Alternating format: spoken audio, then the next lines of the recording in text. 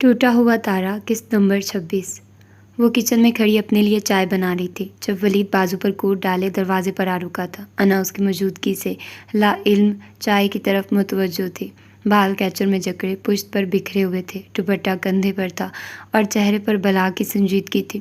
پچھلے کچھ دنوں سے اس کا رویہ مسلسل لا تلقی والا تھا اور ولید کو اس کا یہ رویہ اندر ہی اندر پریشان کیے ہوئے تھا۔ ولید نے ہلکے سے نوک کیا تو وہ بے اختیار پلٹی اور ولید کو دیکھ کر اس کے چہرے پر گزرے دن والے تاثرات پیدا ہوئے تھے۔ کیا حال ہے؟ ولید مسکرا کر آگے بڑھا جبکہ وہ خاموشی سے آنچ دھیمی کرتے ٹرے میں مگ رکھنے لگی تھی۔ میں سمجھ نہیں پا رہا تم ایسا ریئیکٹ کیوں کر رہی ہو؟ سب کچھ اچھی طرح سمجھنے اور جاننے کے باوجود، ولید نے جھنجھلا کر کہا۔ میں کوئی ریئیکٹ نہیں کر رہی، آپ کو خواہ مخواہ فیل ہو رہا ہے، سنجیدہ انداز میں کہہ کر وہ مگ میں چائے انڈیلنے لگی۔ تو پھر مجھ سے بات چیت کیوں بند ہے؟ ولید نے ٹوکا۔ غلط فہمی ہے آپ کی۔ چائے انڈیل کر خالی پاٹ سنک میں رکھ کر وہ ٹرے اٹھائے باہر چل دی۔ چائے پینی ہے تو لاؤنج میں آ جائیے، وہ سنجیدگی سے کہہ کر دروازے کی طرف بڑھی تھی۔ رکو، ولید نے کہا تو وہ رک گئی۔ میں فریش ہو کر آتا ہوں، مصطفیٰ کے پاس جانا ہے، تم بھی ریڈی ہو جاؤ، چلتے ہیں۔ ولید نے اپنا پروگرام بتایا تو وہ الجھی۔ کیوں، خیریت؟ اس نے پریشان نظروں سے ولید کو دیکھا۔ ہاں، ویسے ہی مصطفیٰ کی عیادت کو جانا ہے، گھر شفٹ ہونے کے بعد میں اس سے رابطہ نہیں کر پایا، ولید نے کہا۔ آج تو وہ آفس بھی گئے تھے، شہوار بھی کالج آئی تھی، اس نے ذکر کیا۔ انا نے سرسری کہا۔ اوہ اچھا، یعنی کہ وہ اب کافی کور کر چکا ہے۔ انا خاموش رہی۔ میں فریش ہو کر آتا ہوں، تم بھی ریڈی ہو جانا، ولید کہہ کر اس کے پاس سے گزر کر چلا گیا تو انا نے خود کو خاصا بے بس سا محسوس کیا۔ وہ اس رات ولید کے منہ سے کاشفا کے متعلق سننے کے باوجود اس سے نہ تو ٹھیک سے خفا ہو پا رہی تھی اور نہ ہی بدظن۔ اندر ہی اندر وہ انجانے کیا کیا سوچ کر گھائل ہوتی رہی تھی اور اب ولید کے پکارنے پر وہ ایک دم اپنی ساری انا بھلا کر اس کو انکار نہ کر پائی تھی۔ وہ روشی اور ماموں کو چائے دے کر اپنا مگ لے کر کمرے میں آ گئی تھی۔ چائے پینے کے دوران وہ جلدی ڈریس اپ بھی ہوئی تھی اور چینج کر کے وہ دوبارہ لاؤنج میں آئی تو ولید موجود تھا۔ اسے دیکھ کر فوراً کھڑا ہو گیا۔ وہ روشی اور ماموں کو بتا چکا تھا سو وہ خاموشی سے اس کے گاڑی میں آ بیٹھی، فرنٹ سیٹ پر بیٹھی۔ وہ خاموش ہی رہی تھی، کچھ دیر تک گاڑی میں خاموشی رہی تھی۔ ولید کو اس کی خاموشی بڑی شدت سے محسوس ہونے لگی تھی۔ اتنی خاموشی کیوں؟ گاڑی میں روڈ پر ڈالتے ولید نے کہا تو وہ چونک کر متوجہ ہوئی تھی۔ آپ کی طرف سے یا میری طرف سے؟ انا کے الفاظ پر وہ ہلکا سا مسکرایا۔ شاید میری طرف سے ہی ہے۔ انا خاموش رہی۔ وہ یوں ہی باہر دیکھتی رہی مگر جیسے ہی گاڑی کو ٹرن ہوتے دیکھا وہ چونکی۔ کدھر جا رہے ہیں؟ بس یوں ہی، لانگ ڈرائیو کا موڈ ہو رہا ہے، ولید نے مسکرا کر کہا۔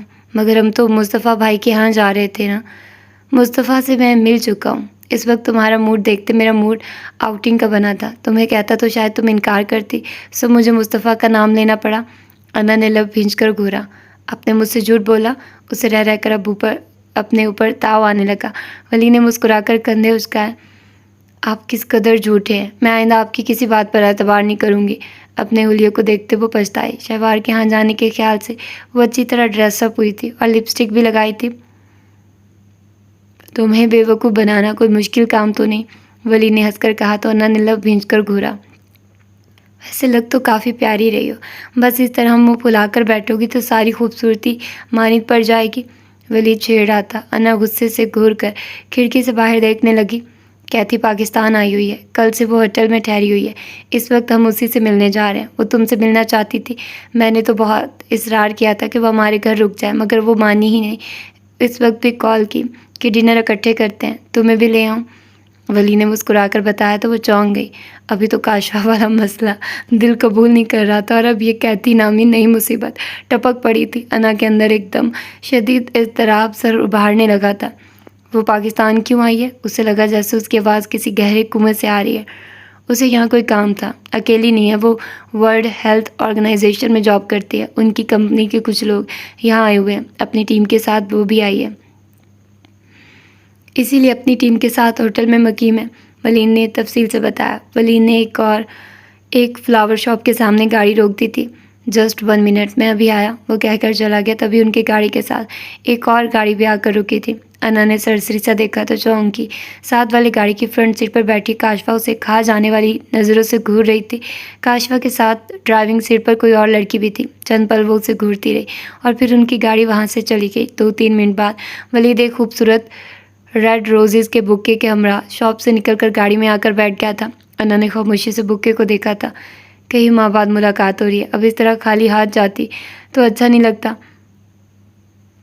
ولید نے بھی اس کو پھولوں کو دیکھتے محسوس کیا تو کہا۔ وہ خاموش رہی۔ گاڑی کچھ دیر بعد ایک شاندار سے ہوٹل کی پارکنگ میں جا کر رکی تھی۔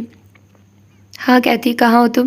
گاڑی پارک کرنے کے بعد ولید نے کہتی سے رابطہ کیا۔ انا باہر دیکھنے لگی۔ دونوں ابھی بھی گاڑی میں ہی تھے۔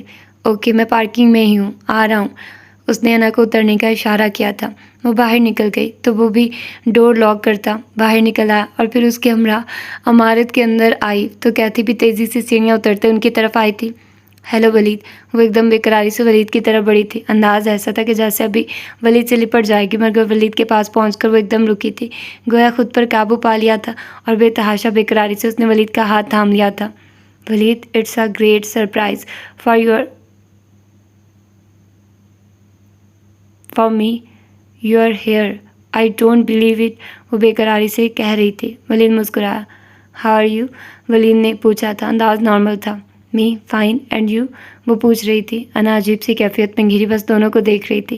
انتہائی خوبصورت ویسٹرن لک کی مالک یہ کہتی اس وقت اٹریکٹیو اور پیاری بھی ہو سکتی ہے، انا سوچ بھی نہیں سکتی تھی۔ اس قدر اٹریکٹیو انا سوچ بھی نہیں سکتی تھی۔ کہتی اپنی تصاویر سے بڑھ کر خوبصورت تھی۔ وہ دونوں ایک دوسرے کا حال احوال دریافت کر رہے تھے۔ انا خالی الذہنی کیفیت سے ان کو دیکھ رہی تھی۔ ولید کے چہرے پر مسکراہٹ تھی، جبکہ کہتی تو اس قدر پرجوش و خوش ہو رہی تھی کہ گویا اسے عفت اقلیم کی دولت مل گئی ہو۔ کہتی، لیٹس میٹ انا۔ انا اینڈ انا، یہ کہتی ہے۔ ولید نے دونوں کا تعارف کرایا تو کہتی نے پہلی بار ولید سے توجہ ہٹا کر اس سے چند قدم کے فاصلے پر کھڑی انا کو بغور دیکھا اور اگلے ہی پل اس کے چہرے کی رنگت بدلی تھی اور پھر وہ مسکرا کر انا کی طرف بڑھی تھی۔ ہیلو، انا نے سنجیدگی سے اس کی طرف ہاتھ بڑھایا، مگر کہتی بہت اپنائی ہو تو محبت سے اس کا ہاتھ تھام کر اس کے گلے لگ گئی تھی۔ انا ایک دم ساکت ہوئی تھی۔ میں نے روشی اور انکل سے تمہارا بڑا ذکر سنا تھا، you are so cute and pretty, وہ ٹوٹی پھوٹی اردو میں کہہ رہی تھی، اور انگلش لہجہ۔ انا حیران ہوئی۔ آپ کو اردو آتی ہے؟ وہ حیرت سے پوچھ رہی تھی۔ ولید مسکرایا۔ بالکل، ولید مصطفیٰ روشی سے سیکھی تھی میں نے، بس بولنا آتی ہے، لکھنا نہیں، وہ کہہ رہی تھی انگلش لہجے میں اردو بولتی۔ وہ کافی پیاری لگ رہی تھی۔ انا نے ایک گہرا سانس لیا۔ کہتی، اٹس فار یو۔ ولید نے ہاتھ میں پکڑا بکے اسے دیا تو وہ ایک دم پرجوش سی ہو گئی۔ Thanks Waleed, you know red rose my favourite flower. Bouquet کو چہرے کے قریب کرتے اس نے کہا۔ آئی نو، ولید نے کہا تو کہتی کے چہرے پر ایک دم رنگوں کی برسات اتری تھی۔ انا ایک بار پھر الجھنے لگی تھی۔ وہ کہتی کے ساتھ میٹنگ ہال میں آ گئے تھے، جہاں پہلے ہی سے ٹیبل ریزرو تھی۔ کہتی نے ویٹر کو سرو کرنے کا آرڈر کیا اور اس کے بعد وہ اور ولید نہ جانے کہاں کہاں کی باتیں لے کر بیٹھ گئے تھے، یونیورسٹی، جاب اور بھی نہ جانے کیا کیا۔ انا ایک دم اکتاہٹ محسوس کرنے لگی۔ اسے رہ رہ کر ولید پر غصہ آ رہا تھا۔ خواہ مخواہ وہ اسے اپنے ساتھ گھسیٹ لایا تھا۔ وہ ایک دم چہرے پر بیزاریت لیے گلاس وال سے باہر دیکھنے لگی تھی۔ تم روشی کو بھی لے آتے، میں تو اپنی ٹیم کے ساتھ ہوں، خود سے نکل نہیں سکتی، میں اس سے بھی مل لیتی، کہتی ولید سے کہہ رہی تھی۔ انا نے اسے دیکھا اور پھر بغور دیکھنے لگی۔ وہ بے حد خوبصورت لڑکی تھی، ڈریسنگ بھی اس کے کلچر کے مطابق تھی، ٹی شرٹ اور ٹراؤزر میں وہ خاصی اٹریکٹیو لگ رہی تھی۔ ولید نے بتایا آپ میڈیکل پڑھ رہی ہیں؟ اس نے پوچھا تو انا نے محض سر ہلایا۔ ولید مصطفیٰ اور روشی کے ساتھ میرا بہت سارا وقت گزرا ہے اور بہت اچھا بھی۔ پہلے مصطفیٰ پاکستان آ گیا اور پھر یہ لوگ بھی، میں ان کو بہت مس کرتی رہی ہوں، وہ مسکرا کر بتا رہی تھی۔ انا محض سر ہلا گئے۔ مصطفیٰ کی شادی کا پتہ چلا تھا، اس کو بھی میں نے پاکستان پہنچتے ہی کال کی تھی، بٹ اس نے پک ہی نہیں کی، وہ شاید اپنی ہنی مون ٹرپ پر ہے۔ وہ اس سے بات کرتے کرتے ولید سے پوچھنے لگی تھی۔ ولید اسے مصطفیٰ کی شادی اور پھر ایکسیڈنٹ کا بتانے لگا تو کہتی کہ سن کر بہت صدمہ پہنچا تھا، جس کا اظہار وہ بار بار کر رہی تھی۔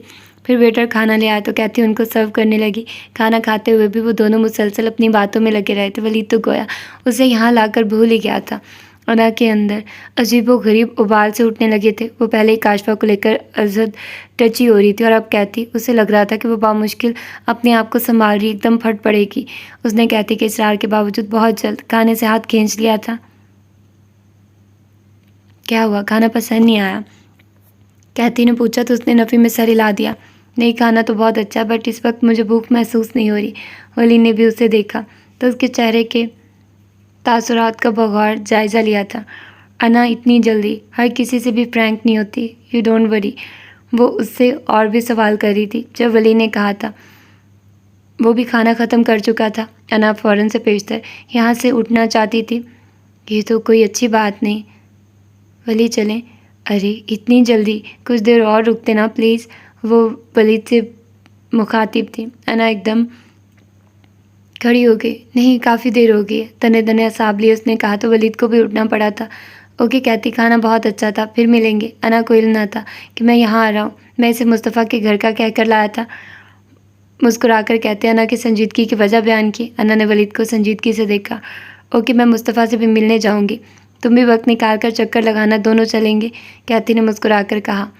اوکے، اس نے بھی کہا۔ پھر کہتی نے ولید سے ہاتھ ملایا اور انا سے گلے ملی اور انہیں باہر تک سی آف کرنے آئی تھی۔ اسے ایک دم چکر آیا تھا۔ انکشاف ہی ایسا تھا کہ جس نے اس کے آواز مختل کر دیے تھے۔ وہ دھڑام سے گری تھی، ہاتھ لگنے سے دیوار کے ساتھ رکھا سٹینڈ گرا تھا۔ شہوار کے گرنے کی آواز سن کر اپنے روم سے مہرالنساء فوراً باہر نکلی تھی۔ وہ شہوار کو دیکھ کر ایک دم گھبرا گئی تھی۔ شہوار، وہ فوراً اس کے پاس آئی۔ شاہ زیب صاحب بھی ان کی گھبرائی ہوئی آواز سن کر آ گئے تھے۔ کیا ہوا؟ پتہ نہیں، انہوں نے شہوار کو سیدھا کیا، وہ بے ہوش تھی، کہیں اس نے ہماری باتیں تو نہیں سن لی۔ شاہ زیب صاحب نے عزت پریشانی سے بیگم کو دیکھا تو وہ بھی پریشان ہو گئی۔ شاہ زیب صاحب نے اسے بہت احتیاط سے اٹھایا تو مہرالنساء نے بھی ساتھ سہارا دیا تھا۔ وہ اس کو اپنے روم میں لے آئے تھے۔ شہوار، بیٹا اٹھو، ہوش کرو۔ بستر پر لٹا کر انہوں نے اس کے رخسار تھپ تھپائے تھے۔ مہرالنساء نے خوفزدہ نظروں سے دیکھا۔ پانی لائیے۔ شہوار کی نبض دیکھی جس کی رفتار نارمل تھی۔ انہوں نے بیگم کو کہا تو مہرالنساء فوراً باہر چلی گئی۔ واپسی پر ان کے ساتھ لائبہ بھی تھی۔ پانی کے چھینٹے مارے اور چند اور حربے آزمانے کے بعد شہوار کو ہوش آ گیا تھا۔ وہ کرا رہی تھی اور آنکھیں کھول دی تھی۔ خالی خالی آنکھوں سے اس نے خود پر جھکے چہروں کو دیکھا۔ شہوار، کیا ہوا؟ طبیعت ٹھیک ہے؟ مہرالنساء نے عزت شفقت سے پوچھا۔ شہوار کچھ پر قبل کی تمام باتیں یاد آئی تو اس کے اندر اذیت و تکلیف کا طوفان امڑ پڑا تھا اور بے اختیار آنکھوں سے آنسو بہنے لگے تھے۔ مجھے بتائیے میری امی کدھر ہے؟ اس کے لبوں سے سوال نکلا تو مہرالنساء نے گھبرا کر شوہر کو دیکھا اور شاہ زیب صاحب نے گہرا سانس لیا۔ تب لائبہ نے بڑی حیرانی سے سب کو دیکھا تھا۔ شہوار، بیٹا گھبراؤ نہیں، وہ آ جائیں گی، شاہ زیب صاحب نے کہا تو وہ شدت سے رونے لگی تھی۔ اس کے پاس خون کے بہت سارے رشتے نہیں تھے کہ وہ یہ خبر سن کر صبر کر لیتی۔ اسے تو لگ رہا تھا کہ اس خبر نے گویا اس کے وجود کے ٹکڑے ٹکڑے کر ڈالے۔ مجھ سے کوئی جھوٹ نہیں بولیے، میں نے آپ کی تمام باتیں سنی ہیں، پلیز مجھے بتائیے میری امی کہاں ہیں؟ وہ نڈھال سے انداز میں بستر پر اٹھ بیٹھی تھی۔ مہرالنساء کے ہاتھ تھام کر اس نے دونوں میاں بیوی سے پوچھا۔ وہ حویلی سے جا چکی ہیں، شاہ زیب صاحب نے آہستگی سے کہا تو لائبہ نے حیران ہو کر دیکھا۔ کہاں؟ شہوار نے پوچھا۔ ہمیں علم نہیں، تبندہ نے بابا صاحب کے نام جو خط چھوڑا تھا اس میں بھی بس یہی ذکر کیا تھا کہ وہ واپس آ جائیں گی اور آ کر آپ کے تمام سوالوں کے جواب دیں گی۔ شاہ زیب صاحب نے سنجیدگی سے کہا تو شہوار کے اندر جیسے بھانبڑ جلنے لگے تھے۔ ایسے کون سے سوال تھے جن کے لیے انہیں حویلی چھوڑنا پڑی؟ وہ ہچکیوں سے رو رہی تھی۔ مہرالنساء نے فوراً سے اسے ساتھ لگا لیا تھا۔ صبر کرو، تبندہ نے اگر کہا ہے کہ وہ واپس آئیں گی تو ضرور آئیں گی۔ ایسا کون ہے جس کے پاس وہ گئی ہیں؟ میں نے جب بھی پوچھا ہمیں یہی جواب ملا کہ میرا کوئی بھی رشتہ موجود نہیں سوائے ان کے، مجھے ہمیشہ وہ ٹالتی رہی۔ وہ ہچکیوں سے روتے کہہ رہی تھی۔ ہم نے کبھی بھی تبندہ یا تمہارے ماضی کے بارے میں بہت گہرائی سے جاننے کی کوشش نہیں کی تھی، بس تبندہ نے جو کہا ہم نے یقین کر لیا تھا، مہرالنساء نے کہا تو اس نے سر اٹھا کر انہیں دیکھا۔ مگر مجھ سے تو ہمیشہ یہی کہا گیا انکل کہ آپ ددیال والوں کے پاس گئے تھے ان سے ملنے، امی کو ان لوگوں سے خطرہ تھا تو انہوں نے وہ جگہ چھوڑ دی تھی اور حویلی میں پناہ لے لی تھی۔ اس نے مہرالنساء اور شاہ زیب دونوں کو دیکھا تھا۔ ہاں گیا تو میں واقعی تھا، مگر تب مجھے کچھ خاص سراغ نہ ملا تھا کہ میں شک کرتا۔ سکندر اس شخص کا بھتیجا تھا جس سے میں ملا تھا اور وہ ایک مفلوک الحال شخص تھا۔ اس نے سکندر کی دولت و جائیداد پر قبضہ کیا تھا اور اس کی اولاد ساری دولت و جائیداد سمیٹ کر اس شخص کو ایک ملازم کے آسرے پر چھوڑ کر باہر چلی گئی تھی۔ اس کے بعد پھر میرا دوبارہ کبھی اس جگہ جانا ہی نہ ہوا۔ شاہ زیب صاحب نے سنجیدگی سے کہا تو شہوار کے رونے میں شدت در آئی۔ اس کی ماں اس کے وجود کو ایک سوالیہ نشان بنا کر جا چکی تھی۔ نہ جانے لوگ اب اس کی ذات کو کس کس طرح ڈسکس کرنے والے تھے۔ تم ٹینشن نہ لو، سب ٹھیک ہو جائے گا، تبندہ واپس آ جائے گی، مہرالنساء نے تسلی دینا چاہی تھی، مگر شہوار کی کسی بھی طرح تسلی و تشفی نہیں ہو پا رہی تھی۔ اسے لگ رہا تھا کہ وہ دنیا کے سامنے ایک تماشا بننے والی ہے۔ تبندہ نے ہم سے کبھی بھی دل کی بات نہیں کی تھی کہ جس سے اندازہ ہوتا کہ اس کا کوئی رشتہ دار یا جاننے والا موجود ہے۔ نہ جانے کہاں گئی ہوگی، مہرالنساء نے مزید کہا۔ لائبہ تمام صورتحال سمجھ چکی تھی، اس نے ایک گہرا سانس لیا تھا۔ میں نے کچھ لوگوں کو ہدایات دی ہیں کہ وہ پتہ کرائیں کہ تبندہ کہاں جا سکتی ہے، ہو سکتا ہے کوئی سراغ مل ہی جائے، شاہ زیب صاحب نے بھی کہا۔ مگر شہوار کے دل کو جو زخم لگا تھا وہ اب تسلی کے ان چند بولوں سے نہیں بھرنے والا تھا۔ اس کے ساتھ نہ جانے اب کیا ہونے والا تھا۔ یہ سوال ایسا تھا کہ وہ شدت سے رو دی۔ وہاں موجود تینوں نفوس ایک دوسرے کو دیکھ کر نظریں چرا رہے تھے۔ وہ عجیب سے ہارے ہوئے انداز میں بیٹھی ہوئی تھی، آنکھوں میں آنسو تھے۔ وہ اس کے ساتھ تھی۔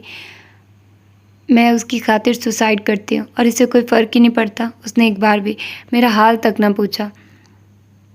وہ چاہ رہا ہے کہ میں ساری دنیا کو آگ لگا دوں، شدت سے روتے ہوئے کہا تو دوست نے ترہم بھری نگاہوں سے اسے دیکھا۔ تم اسے بھول کیوں نہیں جاتی؟ کیوں خود کو تکلیف دے رہی ہوں؟ نہیں بھول سکتی میں اسے بھولنے کا سوچتی ہوں تو مجھے لگتا ہے کہ میری سانسیں تھم جائیں گی۔ تو پھر کیا کرو گی؟ وہ تمہیں صاف جواب دے چکا ہے۔ تم نے اس کے لیے سوسائڈ کوشش کی، تم بچ گئی، مگر تمہاری جان پر کھیل جانے کے باوجود وہ تمہارے پاس تمہاری خیریت تک پوچھنے نہیں آیا۔ دوست نے سنجیدگی سے کہا تو اس کے رونے میں شدت آ گئی۔ میں اس کے بغیر نہیں رہ سکتی، روتے ہوئے اس نے کہا تو اس کی دوست نے بڑی ترہم آمیز نگاہ اس پر ڈالی تھی۔ اور وہ تمہیں صاف انکار کر چکا ہے، اس کی ایک منگیتر ہے اور وہ اسے لائک بھی کرتا ہے۔ بات مت کرو اس لڑکی کی، اس نے ایک دم پھٹ پڑنے والے انداز میں ٹوکا تھا۔ وہ میرے ساتھ بالکل ٹھیک چل رہا تھا، کہیں بھی اس نے یہ احساس نہیں ہونے دیا تھا کہ وہ اس کی منگیتر ہے، اور اب ایک دم میں اس کے معاملے میں اس حد تک جا چکی ہوں کہ وہ کہتا ہے وہ اسے پسند کرتا ہے۔ روتے ہوئے اس نے کہا میں اس لڑکی کو زندہ نہیں چھوڑوں گی، میں زندگی میں پہلی بار خود سے ہاری ہوں اور میں اس لڑکی کی وجہ سے خاموش نہیں بیٹھوں گی۔ روتے روتے ایک دم آنسو صاف کرتے ہوئے اس نے کہا تو دوست نے چونک کر دیکھا۔ وہ تمہارے اس رویے کی وجہ سے تم سے اب بدظن ہو چکا ہے، میرا نہیں خیال کہ وہ اب تم سے دوبارہ ملنے کی کوشش بھی کرے گا۔ تو اس کا تجزیہ تلخ تھا۔ کاشفا کے چہرے کے عضلات ایک دم کشیدہ ہو گئے تھے۔ وہ اگر مجھے نہ ملا تو میں کسی کو بھی اسے پانے نہیں دوں گی۔ میں نے پہلی نگاہ میں اسے پسند کیا تھا، میں نے زندگی میں پہلی بار خود کے لیے کسی کو چاہا ہے اور اسے مجھے قبول کرنا ہی ہوگا، ورنہ پھر میں جو کروں گی وہ بھی سب دیکھیں گے۔ رونے کے بعد اس کے انداز میں اب ایک دم سختی سی در آئی تھی۔ اور وہ لڑکی، میں اسے اس قابل ہی نہیں رہنے دوں گی کہ وہ اسے لائک کرے، میں اسے اس کی نظروں سے گرا دوں گی، ایسے کہ وہ خود اس سے دور ہو کر مجھے اپنانے پر مجبور ہو جائے گا، میں اسے مجبور کر دوں گی، دیکھنا تم۔ شدید جذباتیت میں وہ نہ جانے کیا کیا کہہ رہی تھی۔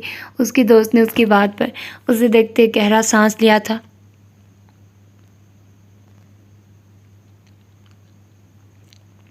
کیتھی سے مل کر وہ دونوں گاڑی میں آ بیٹھے تھے، دونوں کے درمیان بالکل خاموشی تھی۔ ولید نے کئی بار نگاہ انا کے خاموش وجود پر ڈالی تھی۔ کیسی لگی تمہیں کیتھی؟ انا نے گردن گھما کر ولید کو دیکھا۔ اچھی ہے، لفظی جواب دے کر وہ پھر کھڑکی سے باہر دیکھنے لگی۔ مصطفیٰ کی طرف چلیں؟ اس نے پوچھا۔ نہیں، مجھے گھر جانا ہے، اگر آپ کا موڈ ہے تو پھر مجھے گھر ڈراپ کر دیں، سنجیدگی سے کہہ کر وہ پھر خاموش ہو گئی تھی۔ آئس کریم لوگی؟ انا نے الجھ کر ولید کو دیکھا۔ اسے لگا ولید اسے محض جان بوجھ کر ان باتوں میں انوالو کر رہا ہے۔ نہیں، اس نے سنجیدگی سے کہا۔ کیا بات ہے، موڈ کیوں خراب ہو رہا ہے؟ ولید نے مسکرا کر پوچھا۔ انا نے اسے دیکھا۔ غلط فہمی ہے آپ کی۔ وہ پہلے ہی کیتھی کو لے کر الجھی ہوئی تھی، ایسے میں ولید کا اس طرح چھوٹے موٹے سوالات کرنا وہ اور اس طرح آپ کو ہوا دے رہا تھا۔ بعض اوقات غلط فہمی بھی خوش فہمی میں مبتلا کر دیا کرتی ہے، مگر جو آپ کے مزاج کے تمام رنگوں کو پڑھ لینے کی صلاحیت رکھتے ہوں ان کو پھر غلط فہمی لاحق نہیں ہوتی، ولید نے ہنس کر کہا۔ انا کے اندر عجیب سی جنگ چھڑ گئی تھی اور وہ لب بھینچ کر بیٹھی رہی۔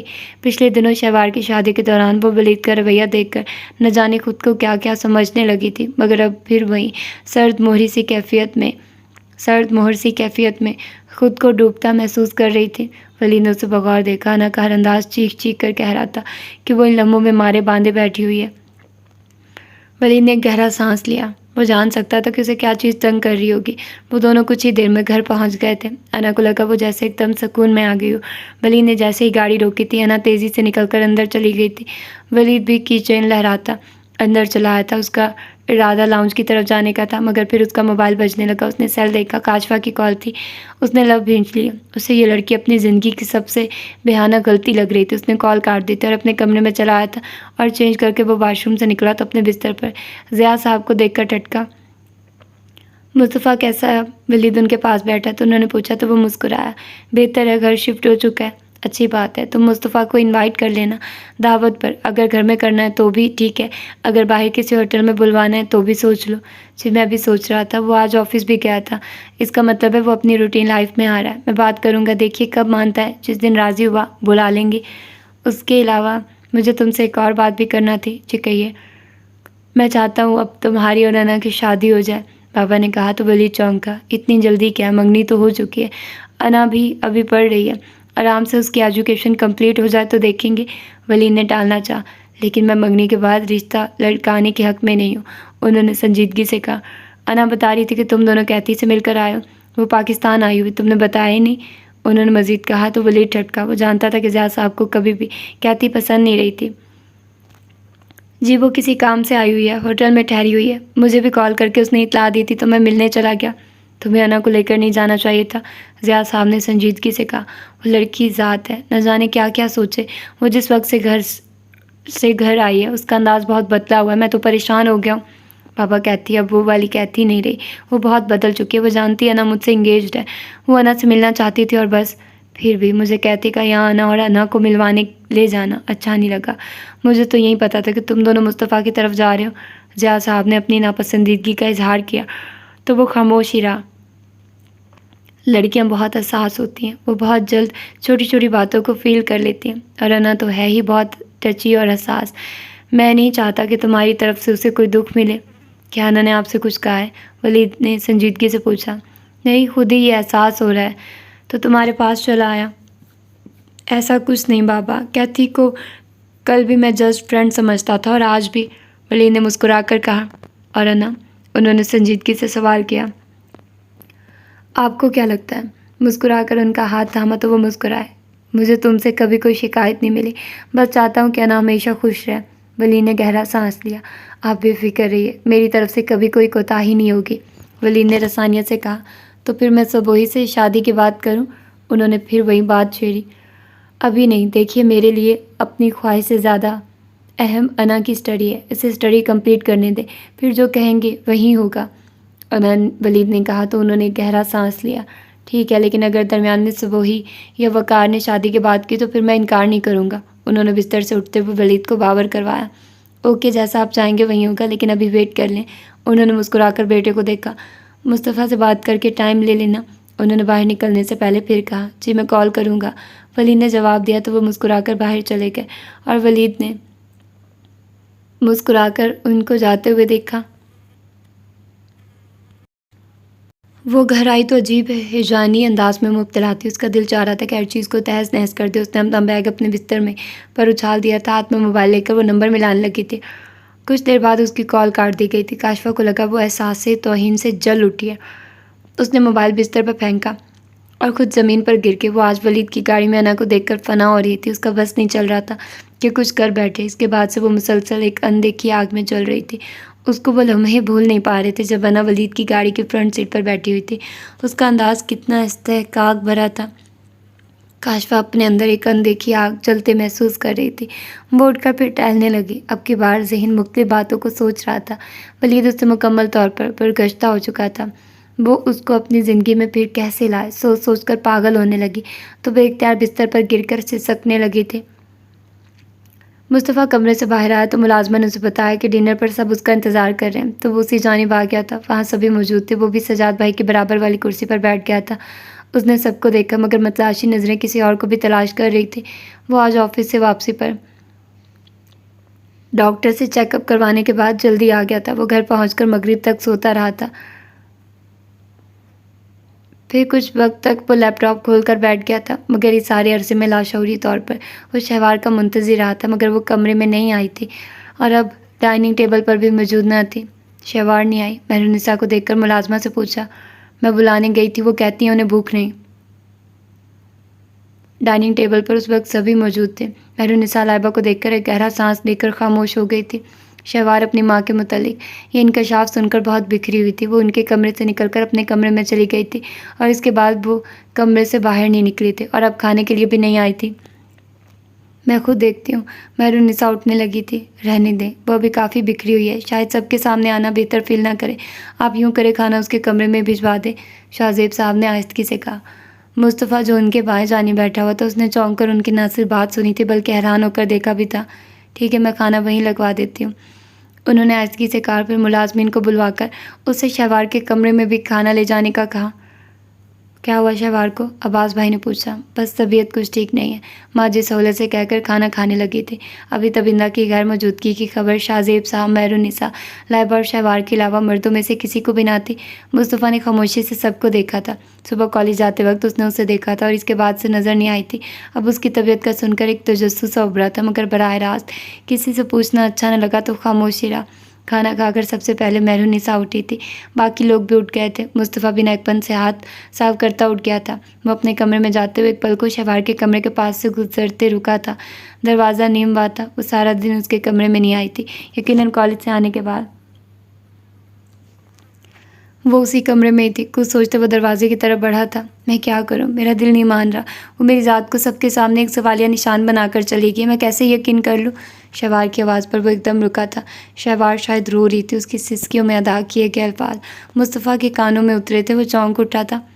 پھر بھی میں یہی کہوں گی کہ خود کو سنبھالو، ابھی ہم کسی کو بھی یہ بات نہیں بتا رہے، مگر لوگوں کو پتہ تو چلے گا ہی نا۔ اس طرح حوصلہ ہار کر کمرے میں بند ہو کر بیٹھ جاؤ گی تو بیٹا بیمار پڑ جاؤ گی۔ مہرالنساء کی دلاسا دیتی آواز آئی تھی اور پھر اس کی شدت سے رونے کی آواز آئی تھی۔ تو میں کیا کروں، کیسے خود کو سنبھالوں؟ میرے پاس جینے کے لیے صرف یہی ایک رشتہ تھا، بہت سارے جواز نہ تھے، میں تو ان کی خاطر سب نبھا رہی تھی۔ ہچکیوں میں کہنے ہی لگے، ناقابل فہم جملے تھے۔ مصطفیٰ الجھ گیا تھا، نہ جانے کیا بات تھی، وہ کیوں ایسے رو رہی تھی۔ ایسے نہیں کہو، ہم سب ہیں تمہارے ساتھ۔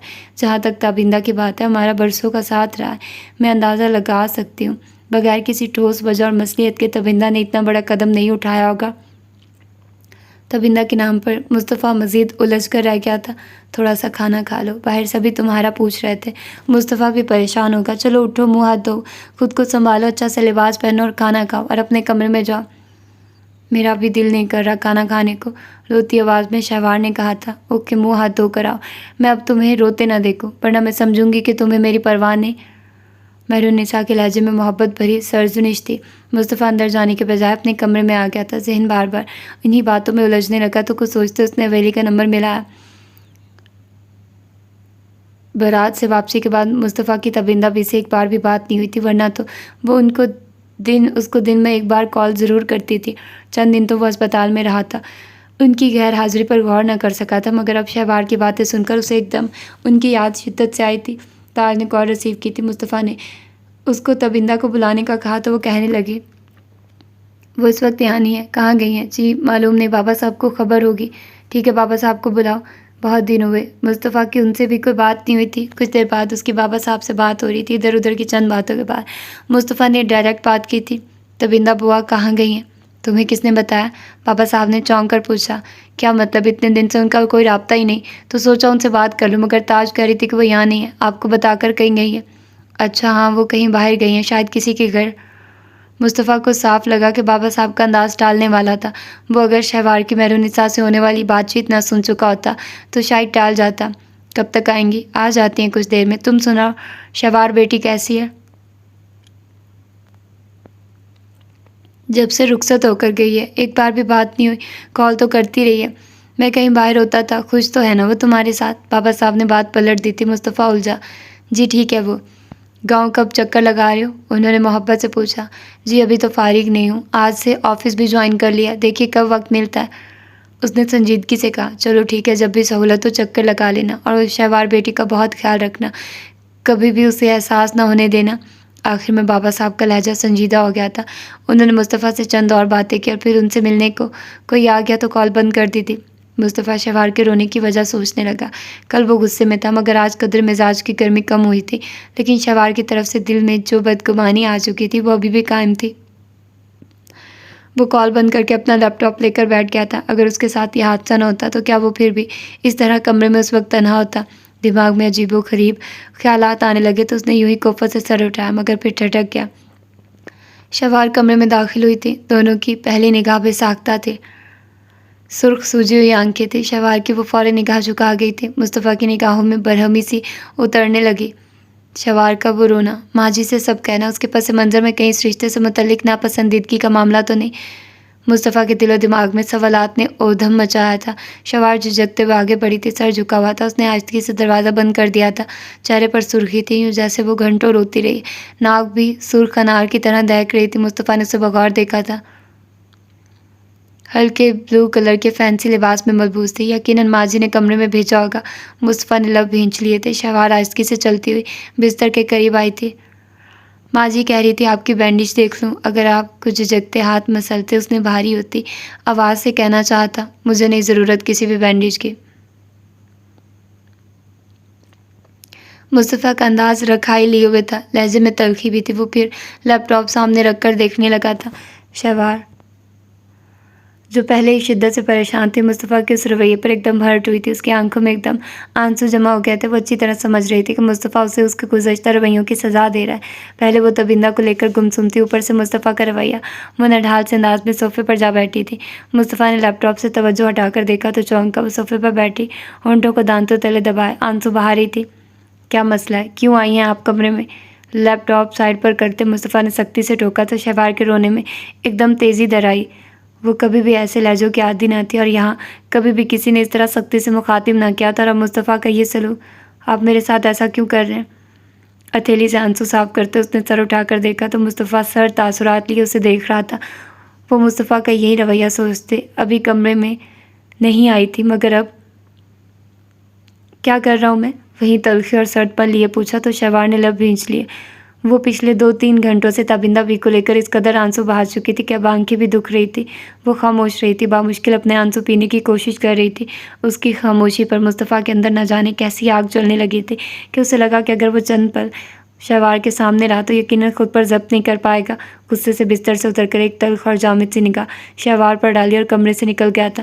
شوار اپنی جگہ ساکت رہ گئی تھی۔ اس نے کبھی بھی نہیں سوچا تھا کہ مصطفیٰ اس کے ساتھ ایسا رویہ رکھے گا۔ اس کا دل پھوڑے کی طرح دکھنے لگا۔ ماجی کے کہنے پر وہ منہ ہاتھ دھو کر لباس بدل کر اس کمرے تک آئی تھی، مگر مصطفیٰ کے اس رویے نے اس کے دل میں موجود احساس کو بجھا ڈالا تھا۔ وہ تو پہلے ہی بد اعتمادی اور بے نام و نشان والی فضا میں جی رہی تھی، اوپر سے مصطفیٰ کے اس رویے نے ادموا کر ڈالا تھا۔ وہ دونوں ہاتھوں میں چہرہ چھپا کر بے اختیار سسک اٹھی تھی۔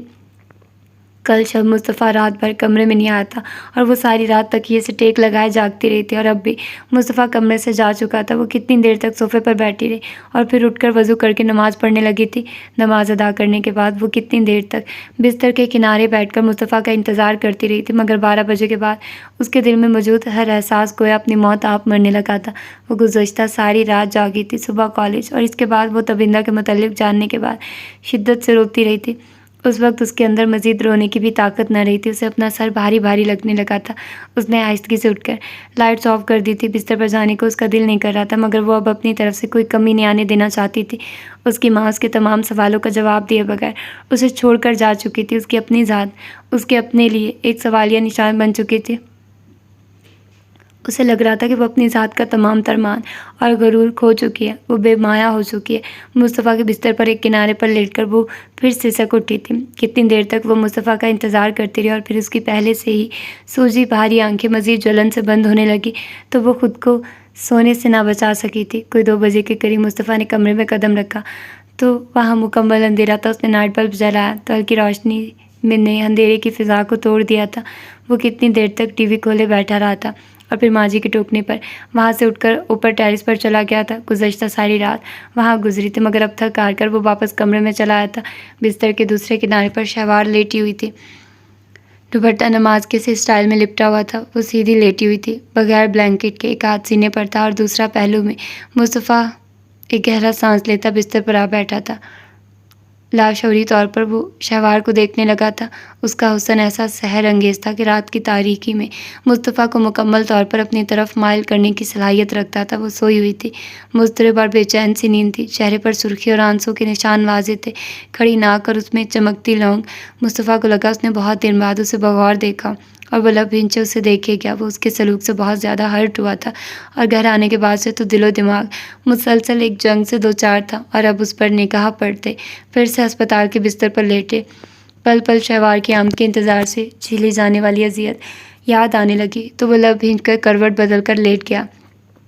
ابھی وہ بامشکل سویا تھا کہ ایک دم عجیب سے احساس سے آنکھ کھل گئی تھی۔ امی امی آپ مجھے چھوڑ کر مت جائیے، پلیز مت جائیے، تیز گھبرائی ہوئی آواز کانوں سے ٹکرائی تو مصطفیٰ فوراً اٹھا۔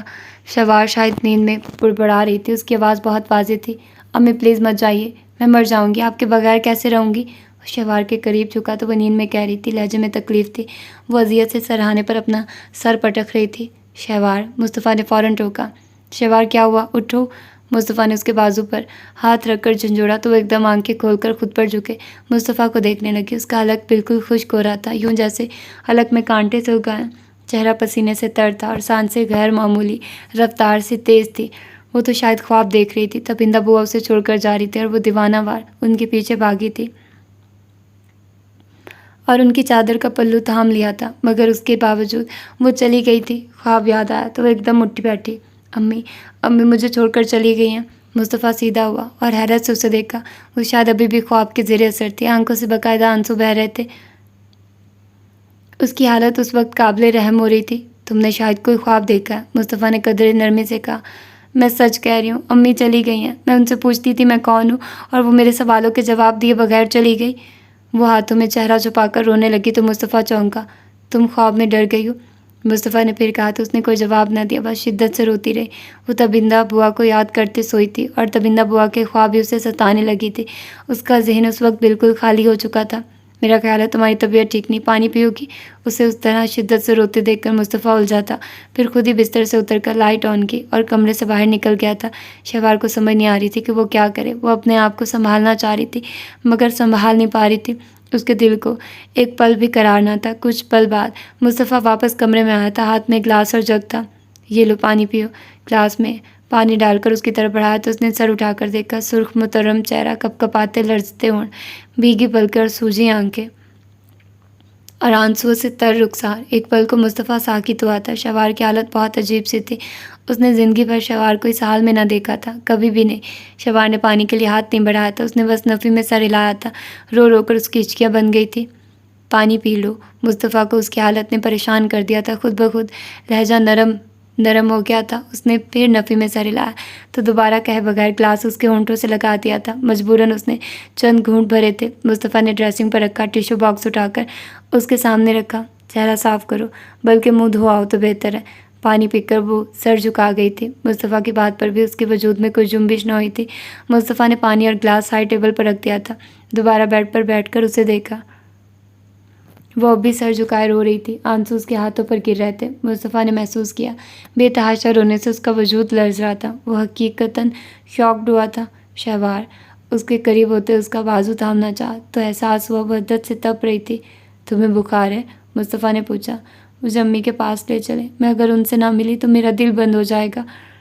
اس نے مصطفیٰ کا ہاتھ دونوں ہاتھوں میں جکڑ لیا تھا۔ تبندہ بھی کی طرف سے ملنے والا صدمہ ایسا تھا کہ اسے لگ رہا تھا کہ اس کے سوچنے سمجھنے کی تمام تر صلاحیتیں سلب ہو چکی ہیں۔ اسے خود پر کوئی اختیار نہ رہا تھا۔ ٹیک اٹ ایزی شوار، کیا پرابلم ہے؟ مصطفیٰ نے تمام تر غصہ بھلایا اس کے لرزتے وجود کو بازو کے حصار میں لے لیا تھا۔ وہ تو گویا پہلے ہی ٹوٹی ہوئی شاخ تھی۔ اس کا حصار پاتے ایک بار پھر شدت سے سسک اٹھی۔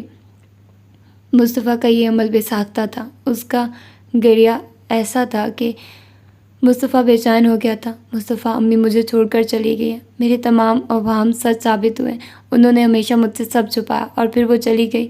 لرزتے لہجے میں اس کے سینے کو اپنے آنسوں سے بھگوتے وہ ایسا انکشاف کر رہی تھی کہ مصطفیٰ گمسم رہ گیا تھا۔ ایک دم اسے احساس ہوا کہ وہ خواب کی بات نہیں، حقیقت بیان کر رہی ہے۔ کہاں گئی ہیں وہ؟ مصطفیٰ نے چونک کر پوچھا۔ مجھے نہیں پتا، اس نے نفی میں سر ہلایا۔ تمہیں کس نے بتایا کہ وہ چلی گئی ہیں اور کیوں گئی ہیں؟ تم سے بات کی تھی انہوں نے؟ وہ پھر نفی میں سر ہلا گئی تھی۔ رونے کی شدت سے اس کی ہچکی بن گئی تھی اور سانس نہ ہموار۔ مصطفیٰ چند پل اسے روتے ہوئے دیکھتا رہا تھا اور پھر اسی طرح حصار میں لیے آگے جھک کر پانی والا گلاس اٹھا لیا تھا۔ یہ پانی پی لو۔ اس کے ہونٹوں سے گلاس لگایا۔ اب کی بار اس نے گلاس خالی کر دیا تھا۔ اور لوگی؟ محبت، نرمی اور توجہ سے پوچھا۔ اس نے نفی میں سر ہلا دیا تھا۔ مصطفیٰ نے اسے دیکھا۔ اس کا چہرہ مسلسل گریہ و زاری سے بے انتہا سرخ ہو رہا تھا۔ تمہیں پتہ ہے تمہیں بخار ہے؟ اس کا وجود آگ اگل رہا تھا۔ مصطفیٰ کو اس کی حالت سے تشویش ہونے لگی تھی۔ مصطفیٰ نے کہا تو وہ خاموش رہی۔ وہ بے حد نڈھال لگ رہی تھی۔ مصطفیٰ کا دل چاہ رہا تھا کہ ابھی جائے اور ماضی سے بات کرے۔ اس کے ذہن میں شوار والے کمرے میں دونوں کے درمیان ہونے والی گفتگو گونج رہی تھی، مگر رات کے اس پہر وہ باہر جاتا تو یقیناً سبھی ڈسٹرب ہوتے۔ لیٹ جاؤ، تمہیں بہت بخار ہے، اس طرح رو گی تو طبیعت مزید خراب ہوگی۔ مصطفیٰ نے کہا تو وہ خاموشی سے لیٹ گئی تھی۔ ویسے بھی بے تحاشا رونے سے اب سر چکرا رہا تھا۔ مصطفیٰ نے بلینکٹ کھول کر اس پر ڈال دیا تھا۔ Medicine Logie? تمہیں تیز بخار ہے؟ مصطفیٰ نے کہا تو اس نے مصطفیٰ کو دیکھا۔ دونوں کی نگاہیں ملی تھی اور پہلی بار اتنی خراب طبیعت کے باوجود اس پہر مصطفیٰ کے ساتھ اپنے اس رشتے نے ایک عجیب سا احساس بخشا تھا۔ میں سوؤں گی۔ وہ مصطفیٰ سے نگاہ چراتے کروٹ بدل گئی تھی۔ مصطفیٰ نے خاموشی سے اسے دیکھا تھا۔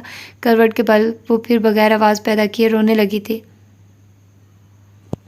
آنکھوں سے آنسو خشک ہی نہیں ہو پا رہے تھے۔ وہ جتنا صبر کرنے کی کوشش کر رہی تھی آنسو اتنے ہی بے اختیار تھے۔ مصطفیٰ نے اس کے لرزتے وجود اور ہلکی ہلکی سسکیوں کو سنا تو اندر اضطراب برپا ہونے لگا۔ شہوار، مصطفیٰ نے پکارا تو وہ ایک دم ساکت ہوئی تھی۔ یا تو ساری بات مجھے بتاؤ یا پھر رونا بند کرو، میں پریشان ہو رہا ہوں، مصطفیٰ نے جھنجھلاتی آواز میں کہا۔ مصطفیٰ کو لگا کہ اگر وہ اسی طرح روتی رہی تو صبح تک اس کی طبیعت بہت خراب ہو جائے گی۔ وہ بستر سے اٹھا، دراز سے اپنی میڈیسنز نکال کر چیک کرنے لگا اور پھر ایک گولی لے کر گلاس میں پانی ڈال کر قریب آ گیا تھا۔ یہ میڈیسن لے لو، مصطفیٰ نے کہا تو وہ ٹھٹکی تھے۔ یہ لے لو، تمہارے نفس کو کچھ سکون ملے گا، مصطفیٰ نے کہا تو وہ بڑے نڈھال سے انداز میں اٹھ بیٹھی تھی۔ مصطفیٰ نے دیکھا اس سے گلاس لیتے اس کا ہاتھ لرز رہا تھا۔ مصطفیٰ نے ہتھیلی سے گولی لے کر اس کے منہ میں رکھ دی اور لرزتے ہاتھ سے پانی کا گلاس منہ سے لگا لیا۔ مصطفیٰ نے گلاس واپس لے کر ٹیبل پر رکھا۔ وہ دوبارہ لیٹ گئی تھی۔ اس نے آنکھوں پر بازو رکھ لیا تھا۔ مصطفیٰ نے نائٹ بلب کے علاوہ تمام لائٹس گل کر دی تھی۔ وہ واپس بستر پر آ کر بیٹھا تو چہرے پر سوچ کی گہری پرچھائیاں تھیں۔ ایک نظر مرگجے سے اندھیرے میں شہوار کو دیکھا اور پھر لب بھینچ کر ایک گہرا سانس لیا تھا۔ تبیندہ بوا کیوں اور کہاں گئی ہیں؟ ذہن و دل پر بس اسی سوال نے ایک ہلچل مچا دی تھی۔ وہ اسی طرح بیٹھا رہا تھا اور نہ جانے کیا کیا سوچتا رہا تھا۔ کچھ دیر بعد شہوار کی طرف جھک کر اس کی آنکھوں سے بازو ہٹایا تو وہ سو چکی تھی۔ مصطفیٰ نے اسے نیند کی گولی دی تھی، تبھی وہ کچھ پل میں ہی غافل ہو گئی تھی۔ شہوار کا بازو جل رہا تھا، یقیناً اسے بخار تھا۔ مصطفیٰ ایک گہرا سانس لیتے اس پر بلینکٹ درست کرتے، خود بھی اس کے قریب ہی نیم دراز ہو گیا تھا۔ شہوار کا رویہ اور تبیندہ بوا کی ذات ایسے سوال تھے کہ اب اسے خاک نیند آنا تھی۔ وہ سو کر اٹھا تو کافی وقت ہو چکا تھا۔ اس نے گھڑی دیکھی تو دن کے 9 بجا رہی تھی۔ مصطفیٰ کو یاد آیا وہ رات تبیندہ بھی کے بارے میں سوچتے سوچتے سو گیا تھا۔ وہ فوراً اٹھا مگر پھر رک گیا۔ اس کے پہلو میں شہوار ابھی بھی موجود تھی اور بے خبر سو رہی تھی۔ مصطفیٰ نے اس کا بازو تھاما تو پریشان ہوا۔ وہ ابھی بھی تیز بخار میں پھنک رہی تھی۔ شہوار، مصطفیٰ نے اس پر جھکتے ہوئے پکارا تو اس نے کوئی رسپانس نہیں دیا۔ مصطفیٰ نے اس کا رخسار تھپتھپایا اور جھنجھوڑا تو اس نے کراہ کے ساتھ آنکھ کھول لی اور پھر بند کر لی تھی۔ شہوار کو پکارا۔ اس نے صرف انکارا بھرا تھا۔ مصطفیٰ نے چند پل اسے تشویش بھری نگاہوں سے دیکھا اور پھر بستر سے اتر آیا۔ مصطفیٰ نے پہلے منہ ہاتھ دھویا اور پھر کمرے سے نکل آیا تھا۔ وہ کچن کی طرف آیا تو ماں جی وہاں موجود تھی۔ اسے دیکھ کر مسکرائی۔ بہت لیٹ اٹھے، تم آفس جاؤ گی یا نہیں؟ انہوں نے مسکرا کر پوچھا۔ جی بس آنکھ دیر سے کھلی، کچھ لیٹ جاؤں گا۔ شہوار بھی کمرے سے باہر نہیں آئی۔ رات اس کی طبیعت کچھ ٹھیک نہ تھی تو مجھے تشویش ہو رہی تھی، ماں جی نے مزید پوچھا۔ ساری رات بخار سے نڈھال رہی ہے، ابھی بھی بخار کی غنودگی میں۔ اوہ اچھا، اگر ایسی بات تھی تو رات میں ہی بتاتے، ڈاکٹر کو کال کر لیتے۔ ماں جی فوراً پریشان ہو اٹھی تھی۔ میں نے سوچا کہ کیا رات کہ پریشان کروں، آپ چل کر اسے دیکھیے، میں ڈاکٹر کو کال کرتا ہوں۔ مصطفیٰ کے کہنے پر وہ فوراً کمرے میں چلی گئی اور مصطفیٰ نے کال کر کے امجد کو لیٹ آنے کی اطلاع دی اور پھر ڈاکٹر کو کال کر کے فوراً پہنچنے کا کہا تھا۔ وہ کمرے میں دوبارہ آیا تو ماں جی شہوار کے ماتھے پر کپڑا گیلا کر کے رکھ رہی تھی اور شہوار نیم غنودگی میں تھی۔ دیکھو اتنی طبیعت خراب کر لی اس نے، رات میں ہی بتایا ہوتا تو گھر میں بخار کی دوا تو ہوتی ہے، ویسے ہی وہیں دیتے، کچھ افاقہ تو ہوتا۔